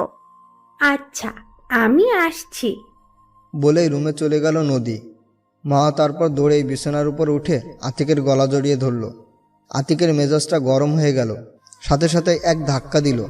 মা আতিকের ধাক্কার তাল সামলাতে না পেরে পড়েই পায়ে ব্যথা পেল। পা থেকে হালকা রক্ত বেরোচ্ছে। মা উঠে দাঁড়াতে পারছে না, তবুও উঠে ছলছল চোখে আতিকের দিকে তাকালো, যেটা থেকে আতিকের খারাপ লাগলো। আতিক ওকে কিছু বলতে যাবে, তার আগেই উঠে বিছানার উপর শুয়ে পড়ল মা। সরি, আসলে আমি বুঝতে পারিনি। আরে সমস্যা নেই, তুমি ঘুমাও। দেখি এখন একটু রক্ত বেশি বের হচ্ছে। তারপর আতিকের ভাইয়াকে কল দিল। ভাইয়া, ভাবি কোথায়? কেন, ও তো এখনো নিচে। আচ্ছা ভাইয়া, ফোন করে আমাদের রুমে একটু আসতে বলো। কেন, কি হয়েছে? মামা একটু অসুস্থ হয়ে পড়েছে। আচ্ছা বলছি। তারপর ফোন কেটে আতিক কিছুক্ষণের মধ্যে ভাবি চলে আসলো। কি হয়েছে মামার? কি বলছো না কেন? আসলে ভাবি ওয়াশরুম থেকে বের হওয়ার সময় দরজার লেগে পা কেটে গেছে। আরে এত বেখেয়ালি হলে হয়, দেখে শুনে চলাফেরা করবে তো। বলে রুম থেকে বের হলো আতিকের ভাবি। তারপর হাতে একটা বক্স নিয়ে আসলো। তারপর তুলা দিয়ে রক্ত মুছে ড্রেসিং করে ব্যান্ডেজ করিয়ে দিল। তারপর ভাবি সতর্কভাবে চলতে বলে রুম থেকে চলে গেল। আতিক ভাবতে লাগলো, না, মেয়েটার সাথে এখন একটু বেশি করে ফেলেছি। এখন মেনে নিতে হবে, না হলে আমার পাঠকরা আমাকে মেরে ফেলবে। কিন্তু কিভাবে মানাবো? এগুলো ভাবতে ভাবতে মাওয়ার কাছে গেল আতিক। ওর পায়ের কাছে গিয়ে শাড়িটা হালকা উঠিয়ে হাঁটুর নিচে ওর ক্ষতস্থানের উপর হাত রাখলো আতিক। ব্যথা বেশি পেয়েছো? আমি বুঝতে পেরেছি। আমি সত্যি খুব দুঃখিত। না থাক, ঠিক আছে, সমস্যা নেই। রাগ করতে পারো আমার উপর, কিন্তু আমার কিছু করার নেই। আতিকের কথা শুনে মা আর কিছু বলল না, আর আতিকও কিছু না বলে ওর পাশে শুয়ে পড়ল। এভাবে ভাবিদের বাড়ি আরও একদিন থেকে বাসায় চলে আসলো। এই কয়েকদিনে মার সাথে আগের মতোই ব্যবহার করেছে, তবুও নীলর্জের মতো আতিকের কাছে আসতে চাইতো। যাই হোক, আতিক বাসায় আসলো বিকেলবেলা। তারপর ভাবি মাকে রুমে নিয়ে গেল, কারণ ওর পায়ে অনেক ব্যথা আছে। আতিক বাসায় যাওয়ার পরে মা আতিকের রুমে ডাকলো। তারপর আতিক রুমে গিয়ে ফ্রেশ হয়ে মায়ের কাছে গেল। আসার সময় মা জিজ্ঞেস করেছিল কোথায় যাচ্ছে, কিন্তু আতিক উত্তর না দিয়ে চলে এসেছে। এসেই মায়ের রুমে প্রবেশ করেই দেখে বাবাও আছে। কিসের জন্য ডেকেছো মা? ও তুই এসে গেছিস, আয় এখানে বস। এখন বলো।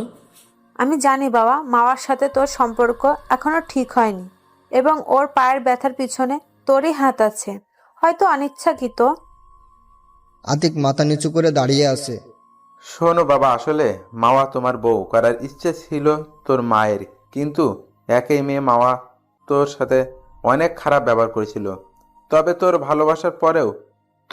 ভালোবাসা পরে বুঝতে পারে, তবে তুই মেনে নিসনি। তাই মাওয়া আমাদের কাছে এসে অনেক কান্নাকাটি করে, তাই তোর মা প্ল্যান করে তোদের বিয়ে দেয়। মানে এটাই, মামা তোকে এভাবে বিয়ে করতে চায়নি, তবে আমি জোর করে তোদের এভাবে বিয়ে দিই। মামা আমাকে মানা করেছিল, কিন্তু আমি শুনিনি। আতিক তো অবাক, তাহলে মা সম্পূর্ণ নির্দোষ? বাবা, আসলে মাওয়ার কোনো দোষ নেই, তুই ওকে মেনে নে। বাবা, যা দোষ করার আমি করেছি, তুই আমাকে যা শাস্তি দেওয়ার দিতে পারিস। আরে মা, এসব কি বলছো তুমি? যা হওয়ার ভালোই হয়েছে। আমি মাওয়াকে ছাড়া বাঁচতাম নাকি? ওকে বাবা, তুই মেয়েটাকে কষ্ট দিস না আর। আচ্ছা, আমি তাহলে এখন যাই বাবা। আচ্ছা, যা। আতিক যখনই বের হতে যাবে তখনই দেখে আতিকের ভাবি দরজার কাছে দাঁড়ানো। আরে আসতে যা, বউ কেউ নিয়ে যাবে না। তবুও যেতে হবে। শোন, একটু রোমান্টিক ভাবে কাজ করিস। আচ্ছা। বলে রুমের দিকে গেল আতিক। রুমে গিয়ে দেখে মা মন খারাপ করে বসে আছে। আতিক কিভাবে শুরু করবে বুঝতে পারছে না। কি করছো? এখন পায়ে ব্যথা কমেছে? মা ছলছল চোখে আতিকের দিকে অবাক পানে তাকিয়ে আছে। অবাক হবার কিছু নেই, আমার সোনা বউ। বলেই গালে একটা কিস করলো আতিক। মা এবার কেঁদে দিল। আতিক মাকে উঠিয়ে আতিকের কোলে বসালো। কি হয়েছে, কাঁদছো কেন? তুমি এত রোমান্টিক হলে কিভাবে? তুমি তো আমাকে চোখেই দেখতে পারো না। আরে ওটা তো এতদিন ভুল করেছি, তুমি আমাকে ক্ষমা করে দাও। আমি না জেনে তোমাকে কষ্ট দিয়েছি। আরে তোমার ক্ষমা চাওয়ার দরকার নেই। তুমি আমাকে আগের মতো ভালোবাসবা, তাহলেই হবে। আমি কি তোমাকে কম কষ্ট দিয়েছি নাকি? তবে তুমি আমাকে এত ভালোবাসো কেন? আমি তোমার মাঝে আমার জন্য নিঃস্বার্থ ভালোবাসা দেখেছি। তাই? তাই এখন আমাকে একটু আদর করো। আমার কোলে বসে আছো, তারপরও আদর লাগে নাকি? আমার লাগে। তুই আদর করবি নাকি বল? সরি, আমি রেগে তুই বলে ফেলেছি। আচ্ছা, আর বলবে না। আচ্ছা, এখন আদর করো আমাকে। কিভাবে করব? দাঁড়াও, দেখাচ্ছি। বলে আতিকের ঠোঁটের সাথে ঠোঁট মিলে দিল মা। তারপর 2 মিনিট পর ছাড়লো। আরে তুমি এখন অসুস্থ, এখন একটু বিশ্রাম করো। আমি এখন আর অসুস্থ নেই, আমি তোমার কোলে বসে থাকবো। তারপর দুজনে কিছুক্ষণ গল্প করলো, আর নিচ থেকে ডাক আসলো। আতিক, মাওয়াকে নিয়ে নিচে আয় তো একটু। এখন তুমি যাবে কিভাবে? তুমি শুধু আমার হাতটা ধরো, তাহলেই আমি যেতে পারবো। থাক, তার আর দরকার নেই। বলে মাকে কোলে নিল আতিক। আরে করছোটা কি? তোমার কষ্ট হবে। তুমি চুপ থাকো তো। আচ্ছা, চুপ থাকবো, তবে আমার নিকাবটা তো পড়তে দাও। নিচে বাবা ভাইয়েরা তো থাকতে পারে।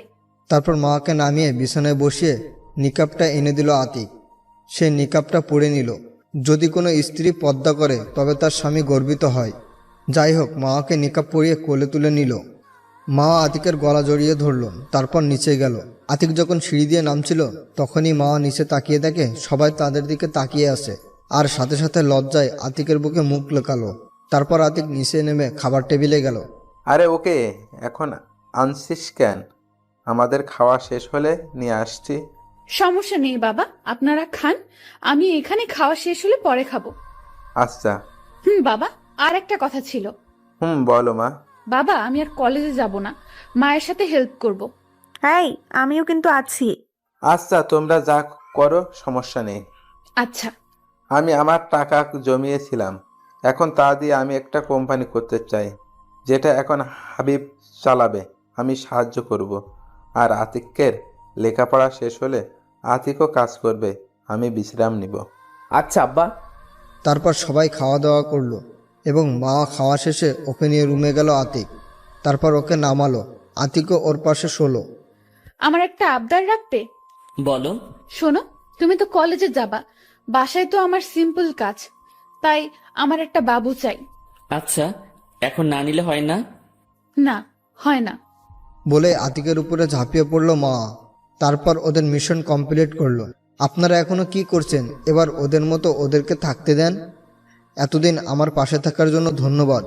দোয়া করবেন সামনে যেন আবার নতুন কোনো গল্প নিয়ে আসতে পারি। ধন্যবাদ সকলকে।